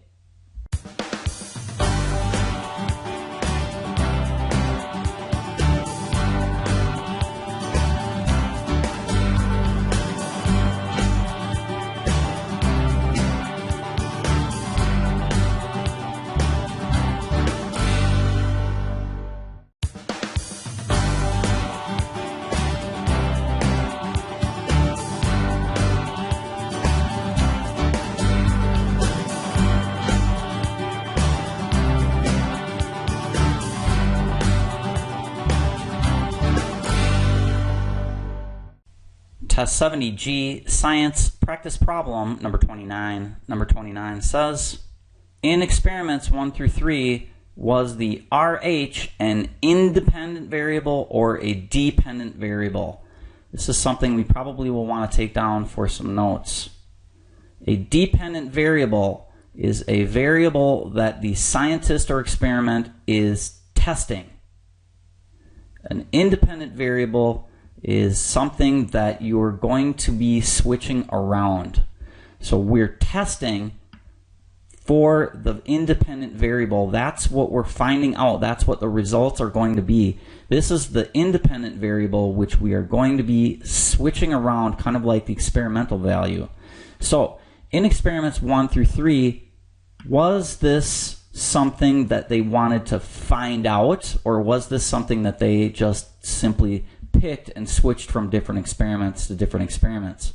For example, if you remember in experiments 1 through 3, the independent variable for this experiment was something that they switched around, and you remember this from one of the other questions in the passage. Experiment 1, you saw that we dealt with a temperature of 10 degrees, and then experiment 2, we dealt with 30 degrees. And experiment 3, we dealt with 60 degrees. So this is our independent variable that we are switching around, that we have control over. Independent, we're switching it around. The dependent variable is something that we're testing for. So if you look up here, we're asked about the RH value. Are we looking for the results of RH? Well, here, we're calculating the RH value in experiment 1. It gives you different values that are all over the board. And in experiment 2, you see in table 2 that we have RH values that are all over the board because we're calculating them and finding them. And in experiment 3, you see we're looking for the results of the RH value, which are all over the board again. So that tells us right away that the RH value is something that we are not in control of, that we are testing for, and therefore this will be a dependent variable. Please write this down in your notes. That means we know that the independent variable is something that they're going to switch around and have control over. A and B would be crossed out because the RH value is something we're testing for. So let's look at C and D. These are the two answer choices that are correct. They both say dependent variable. C, dependent variable, because RH was a factor established by the chemists. No, we saw that something that's established by the chemists is called an independent variable, just like we saw in all three of the experiments using temperature. They established by the chemists. Answer choice D says dependent because the RH was a result measured by the chemists. So dependent variable is something you're testing for. An independent variable is something that the scientists will choose and switch around from experiment to experiment to experiment. 29, remember, independent variable and dependent variable. Write this down in your Genius notes and keep it in your box for future reference for science. 29 is D.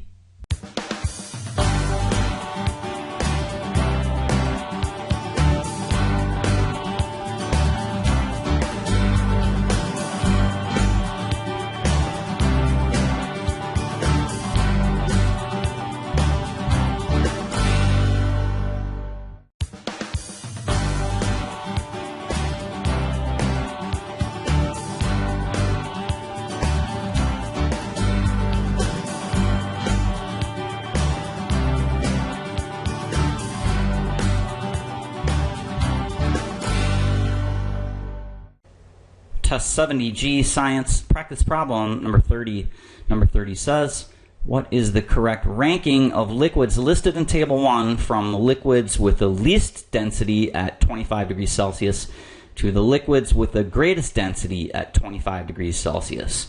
First thing you need to do here is go into Table 1 and start looking at the numbers and kind of rearrange them.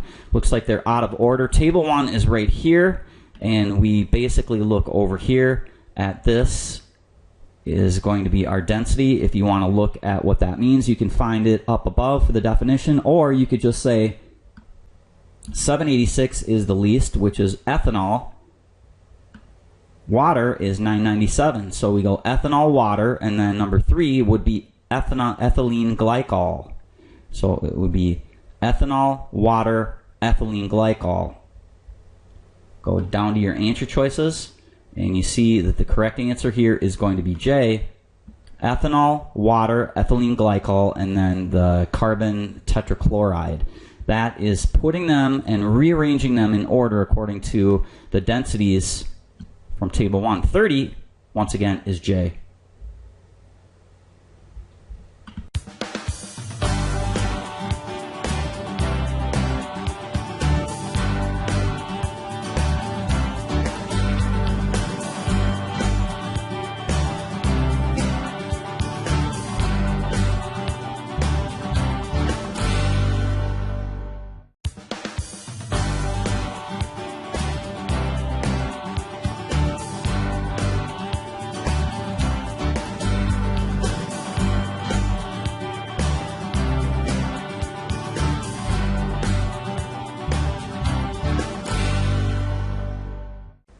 Test 70G Science Practice Problem number 31. Number 31 says, based on Table 1 and Figure 1 compared to PL at D10 in ethanol and PL D10 in carbon tetrachloride, that will be approximately what? Put it in your own words. You're going to compare ethanol to carbon tetrachloride, and then you're going to preview your answers down here. Carbon tetrachloride is what in regards to ethanol? Is it a quarter, half, 2, or 4 times? Now, a couple ways that we can do this. We previewed our answers, so let's go up to where they tell us in Figure 1 and in Table 1. Let's start with Table 1. If you look at Table 1 deals with the density here.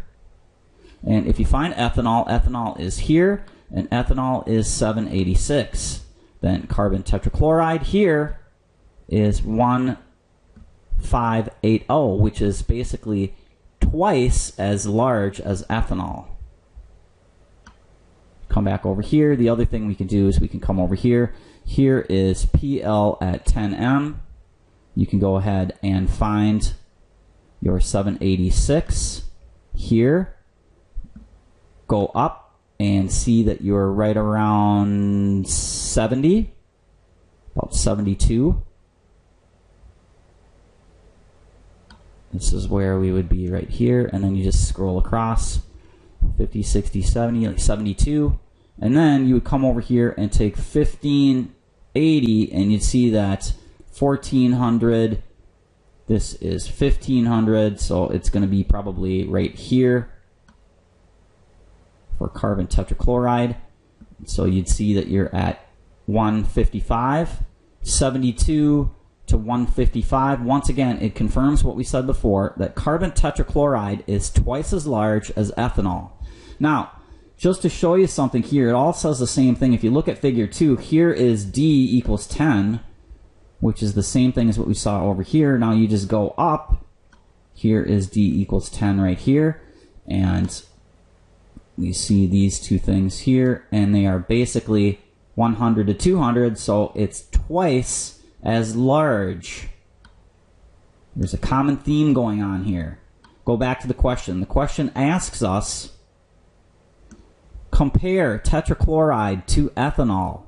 Tetrachloride is what? Well, we saw before, tetrachloride is twice that of ethanol. So the correct answer is going to be C. Remember, tetrachloride was 1580 for the density, and ethanol is 786. It's twice as large. It's as easy as that. If you're a little bit confused, don't worry about it.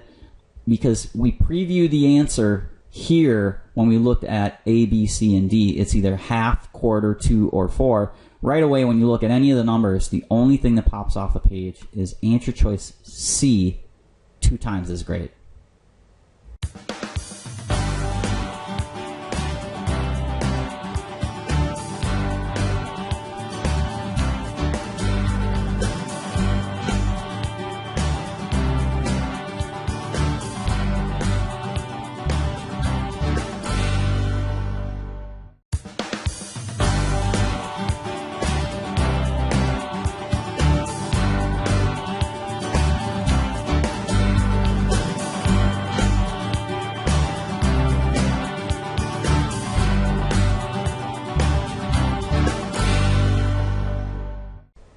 Test 70G Science Practice Problem number 32. Number 32 says, based on Table 1, the mass of 3 m to the third of ethanol glycol at 25 degrees Celsius would be closest to which of the following values?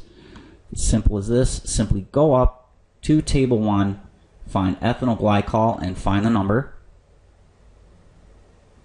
Table 1, ethanol glycol is here. And this is m cubed, and now this is for 1 m.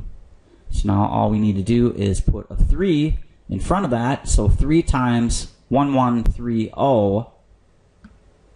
which will give us the correct answer of 3390.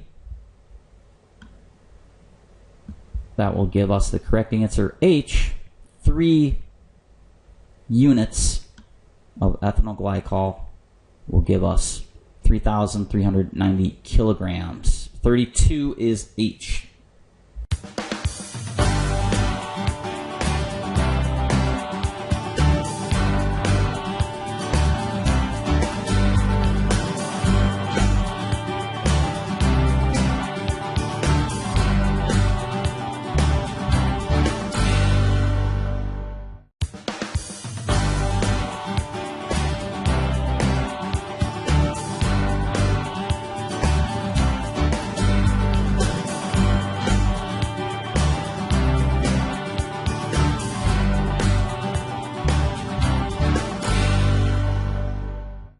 Test 70G Science Practice Problem number 33. Number 33 says, based on Figure 2, the relationship between PL and D for the water in the tank best represented by which of the following equations? First things first, let's jump on up and take a look and see what we're dealing with in Figure 2. In Figure 2, you see that we have an XY axis. Here's Figure 2. The x-axis is D, and the y-axis is PL. If you look over here, random numbers, you just pick your PL value of 100, and then you go and find, here is your PL. It's this line. And at 100, you see that the D value is going to give you 10. So it's roughly, as you increase PL, the D will increase as well. Now let's go up to 200 for our PL, and what happens? As we double the number for PL, we double the number for the D. It's a direct relationship or positive relationship. Great. Now, here's what we're going to do. We're going to take that information and we are going to throw it into these formulas. Answer choice A says PL equals 9.8 times D. Let's just pick some random numbers. Go ahead, write this in. 100, we saw that, equals 9.8. And then you saw that 100 gave you a value of 10. So 100 times 9.8 gives you 98. 98 equals 100. Pretty close, not 100%, but fairly close. You said that the D value, remember when we plugged that in, was 10. Our PL we chose was 100. Go ahead and plug in our 110 into this equation. If our PL is 100 and this is 10, 10 divided by 9.8, does that equal 100? No. 100 equals 19.6 times 10. 19.6 times 10, 196. Does that equal 100? That's way off. And PL 100 equals 10 divided by 19.6. 10 divided by 19.6 Does that give you 100? No. The only answer choice, when you pick your numbers, you could have chosen anything from 200 all the way up to 600. When you choose your numbers, plug them in and see which one is going to equal pretty much the same thing. 100 and 98 are pretty close. Answer choice A is going to be the correct answer, and that is because there is a direct relationship. 33, A.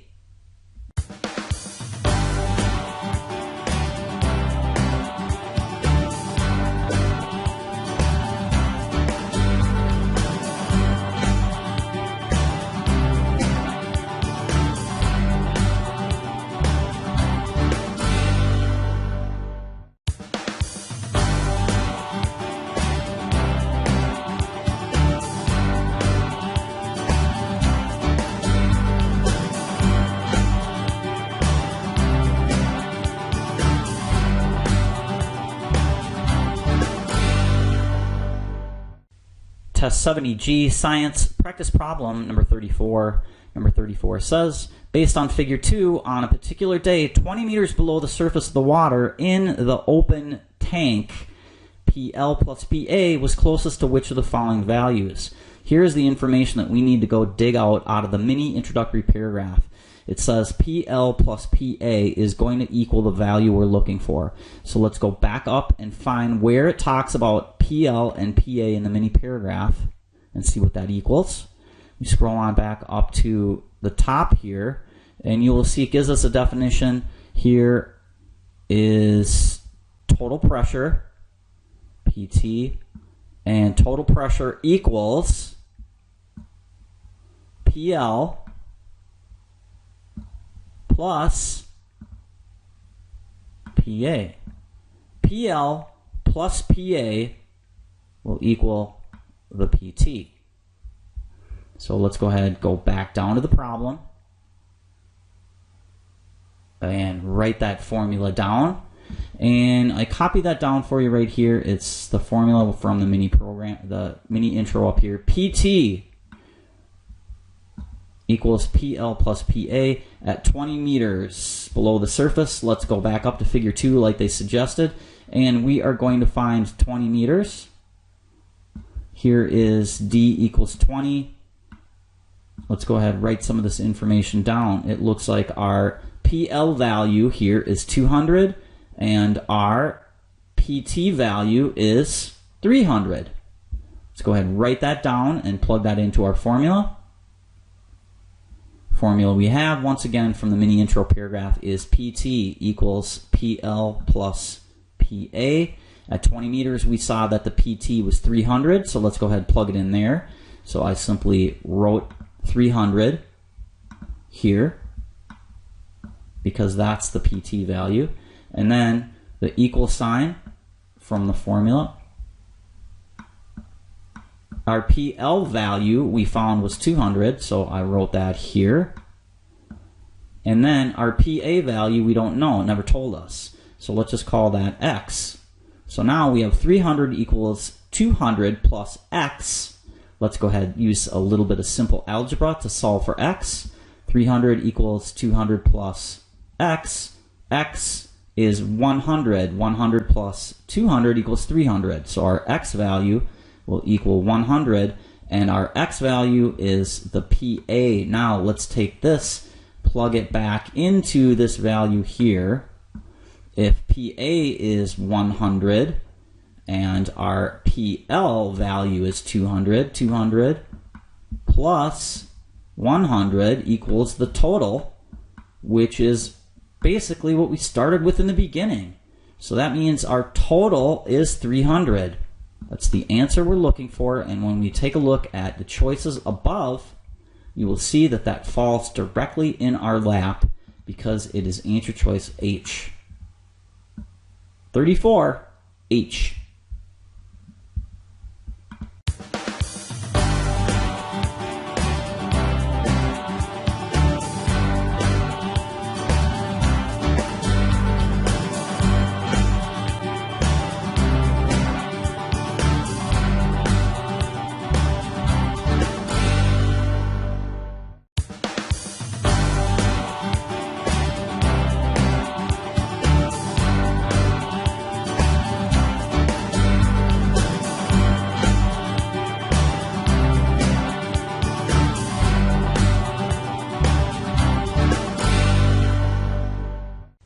Test 70G Science Practice Problem number 35. Number 35 states, Figure 2 indicates the average SE concentration of organic detritus averaged across all 5 wetlands was closest to which of the following? First things first, we need to go ahead and take a look in this particular passage. They tell us to go to Figure 2. Once we go to Figure 2, we have to find organic detritus in all 5 of the wetlands and find the average. Let's go on up, take a look at Figure 2.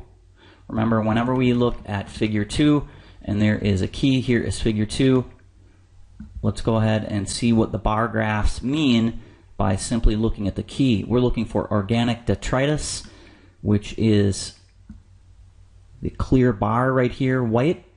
So here is the x-axis, all 5 of the wetlands, and the y-axis is the average SE concentration, exactly what we're looking for. So simply go over here, find organic detritus, see it's the white bar, and then we are going to look at the average across the board.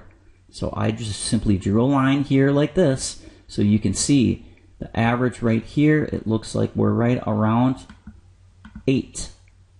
When you jump on down to the answer choices, you should see an answer choice that comes right out, and there it is, answer choice C, 8 milligrams per kilogram DW. 35, C is the correct answer.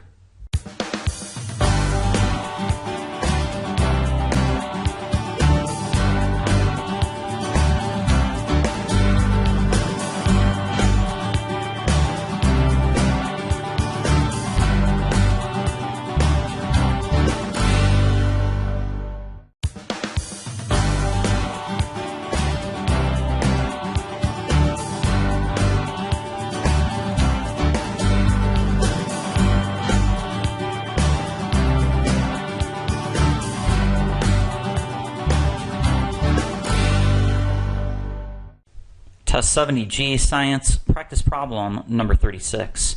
Number 36 states, in the studies, which wetland served as the control or the effect of plants on SE removal? First thing you want to do is you want to go up and take a look and see what they're talking about. SE removal. Go up to, first of all, Figure 1 in Experiment 2, and you see that we have this average annual SE concentration of outflow. Outflow is the same thing as removal, and SE is flowing out, so it's being removed. Then in the x-axis here, you see that we have 1, 2, 3, 4, 5 groups, 5 different wetlands. Which one is the control group? One of the wetlands is the control group. So now we have to go and find out what the difference is between the wetlands, and we can find that information up here in Study 1. And in Study 1 we have Table 1, which lists off wetlands 1 through 5, and the control group is just basically keeping nature the way that it is. So that means that there will be nothing in there. That means we see wetland number 2 is going to be the control group. Simply combining results from different experiments, we come up with the correct answer, which is answer choice G, combining results. Very common ACT practice.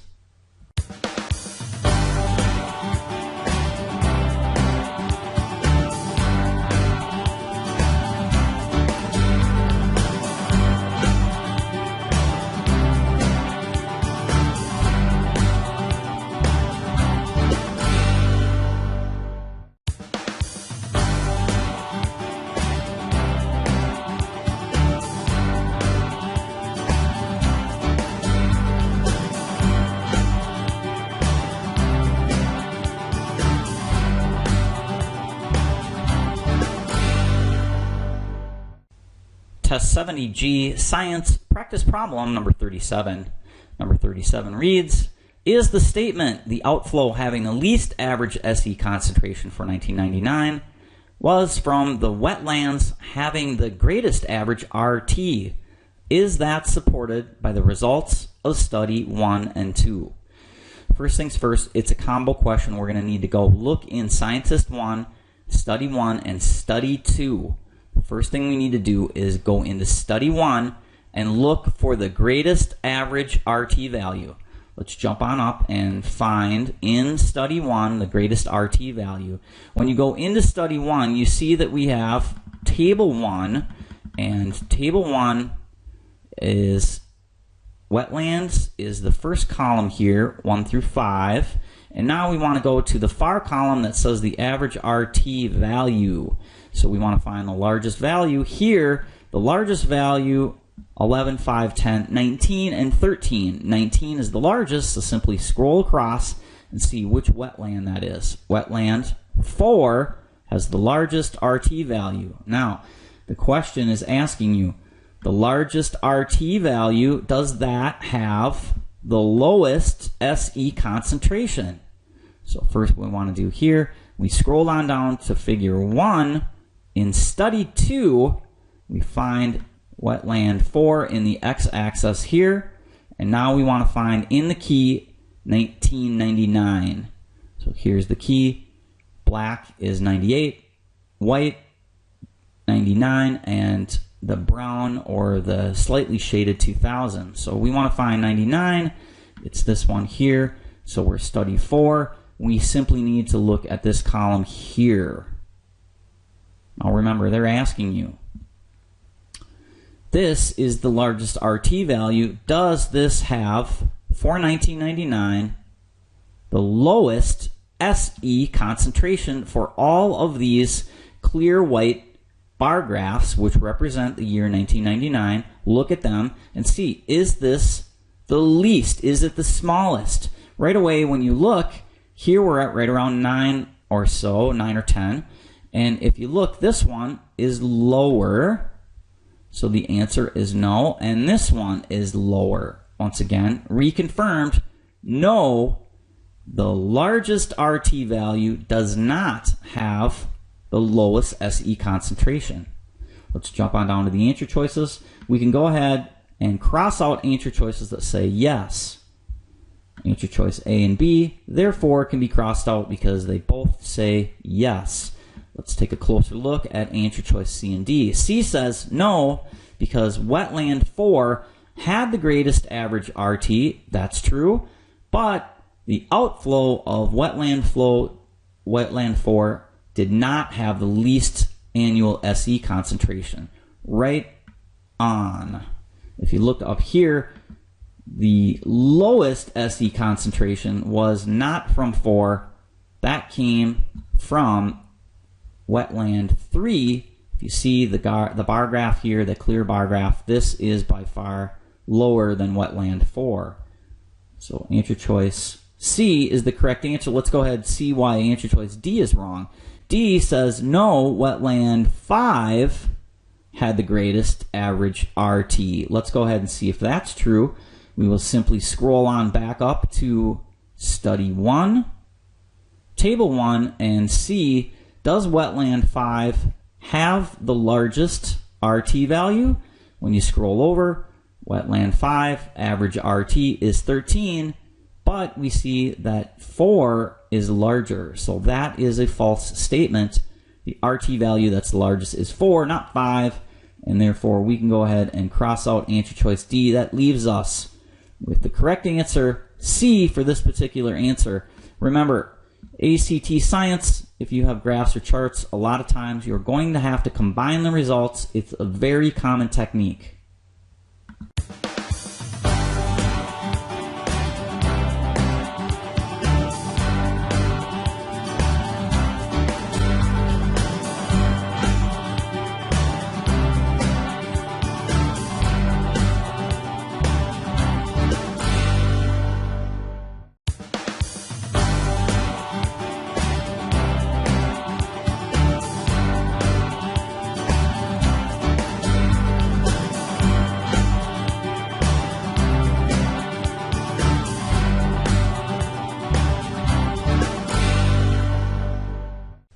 Test 70G Science Practice Problem number 38.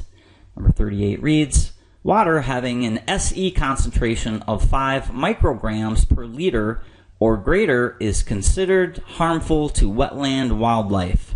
if study 2 had been continued through December 2001, which wetland would most likely have produced outflow in 2001, having an average annual SE concentration no longer considered harmful to wetland wildlife?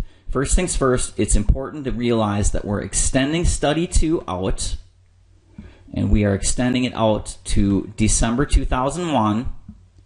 The information is important that says 5 micrograms per liter is harmful. Which one in the study 2, if we continued through 2001, would have a value of 5 micrograms per liter or less? Now, we need to go up to study 2, and when we go up to study 2, you can go ahead and look at figure 1, and let's get up there. Here is figure 1. Here is the wetlands on the x-axis, and the y-axis is the SE concentration of outflow micrograms per liter. So we're looking here, this is where we're looking, is our magic mark here. That is below down here is considered non-harmful, and this is considered harmful. So here's what we have here. We have 1998 is the black, the clear is 99, and the lightly shaded is 2000. So which one? They're adding in December 2001, so we want to use the most relevant information, that is 2000. So we're going to look at the bar graphs that are lightly shaded. Here I went ahead and drew a line across, and let's look for the lowest one, which is here, wetland 3 in the lightly shaded region here. This is for 2000, so in 2001 you could see this is probably going to drop. Why do I say that? Because if you look at 98 is black, 99 white, and lightly shaded 2000, if you look at wetland 3, it looks like there was a progression down. 98 it was high, 99 it came down, and 2000 it came down. So if we were to add 2000 here, we could assume it would probably look something like this. That is the progression here for wetland number 3. When you want to answer this question, you simply look for wetland number 3 based upon what you just saw there. Let's go ahead and look for an answer choice. It says wetland 3, and you see it pops off the page as being answer choice H. Make sure that you understand and translate this question stem into your own words, and make sure you understand this. See what I did here? Kids, I just simply selected some keywords. December 2000, study 2, and harmful above 5 micrograms per liter. And then I went into study 2, found the closest one to December 2001, and then I drew a line across 5 micrograms and saw that indeed the answer was wetland 3, which is H.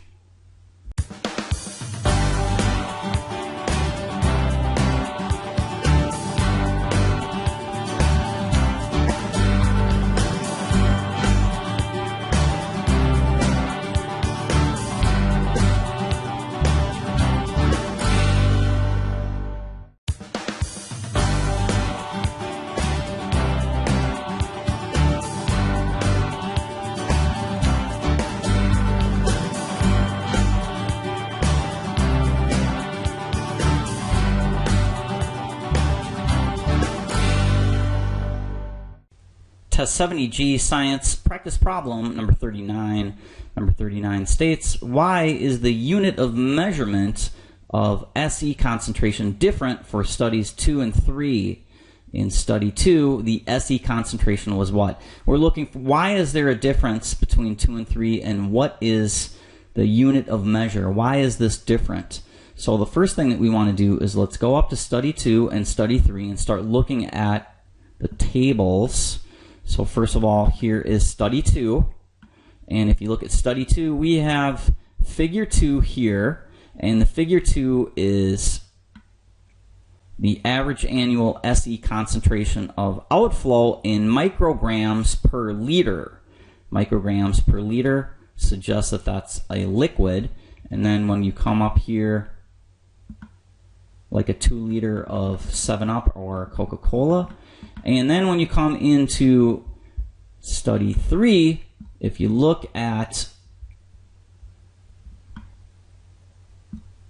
figure 2, you see here on the y-axis the same thing, the average SE concentration, milligrams per kilogram dW. A kilogram is going to be a dry solid. So you know that liters deal with liquids and kilograms deal with solids or powders. So let's go ahead and look for an answer choice that says something similar to what we just see there.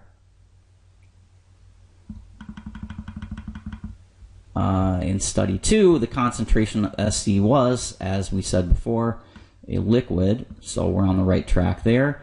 We can go ahead and cross out answer choice B. It says several solids. You don't measure a solid with liters, so that's out. And answer choice D says study 2 was a solid. Well, study 2 dealt with liters, and you don't measure solids in liters. So answer choice B and D can be crossed out right away. Answer choice A says a study 2 was SE concentration was a liquid being determined, whereas study 3 was the concentration of several solids, kilogram and solid. That is on track and the correct answer. Let's go ahead and see why answer choice C is wrong. We start off correct. It says in study 2 the SE concentration was a liquid. Yes, that's true.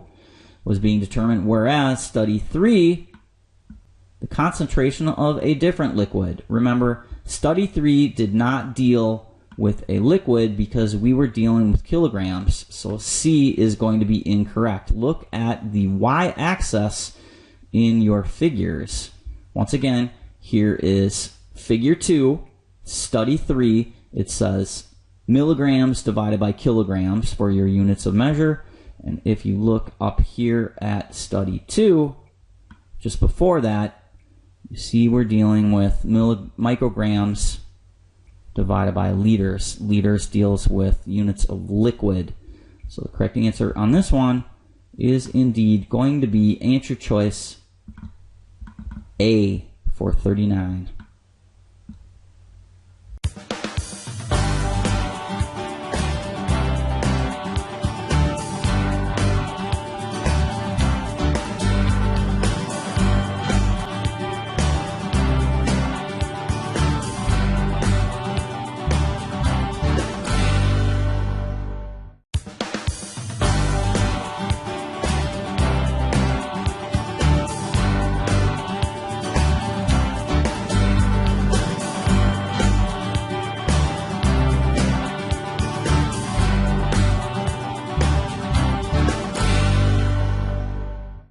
Test 70G Science Practice Problem number 40.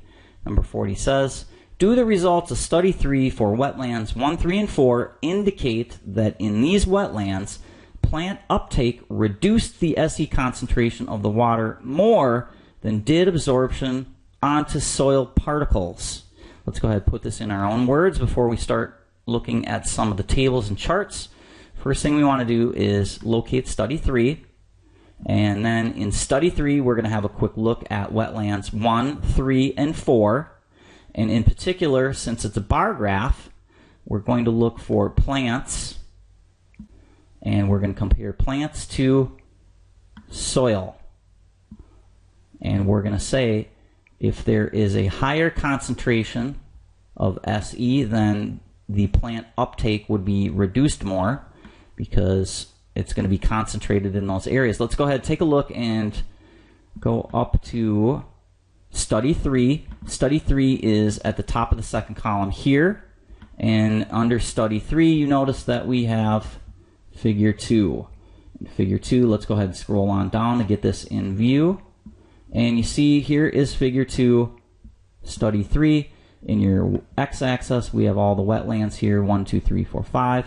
And in the y-axis, it's the average SE concentration. We need to look at the key and compare plants to soil. So first of all, here is the black bar, and that is the plant, where that's important for us. And the lightly shaded region here is the soil. Let's go to study 1. Here is study 1. We see in study 1, the black bar, which is plant, is 14, and the topsoil is the lightly shaded region 2.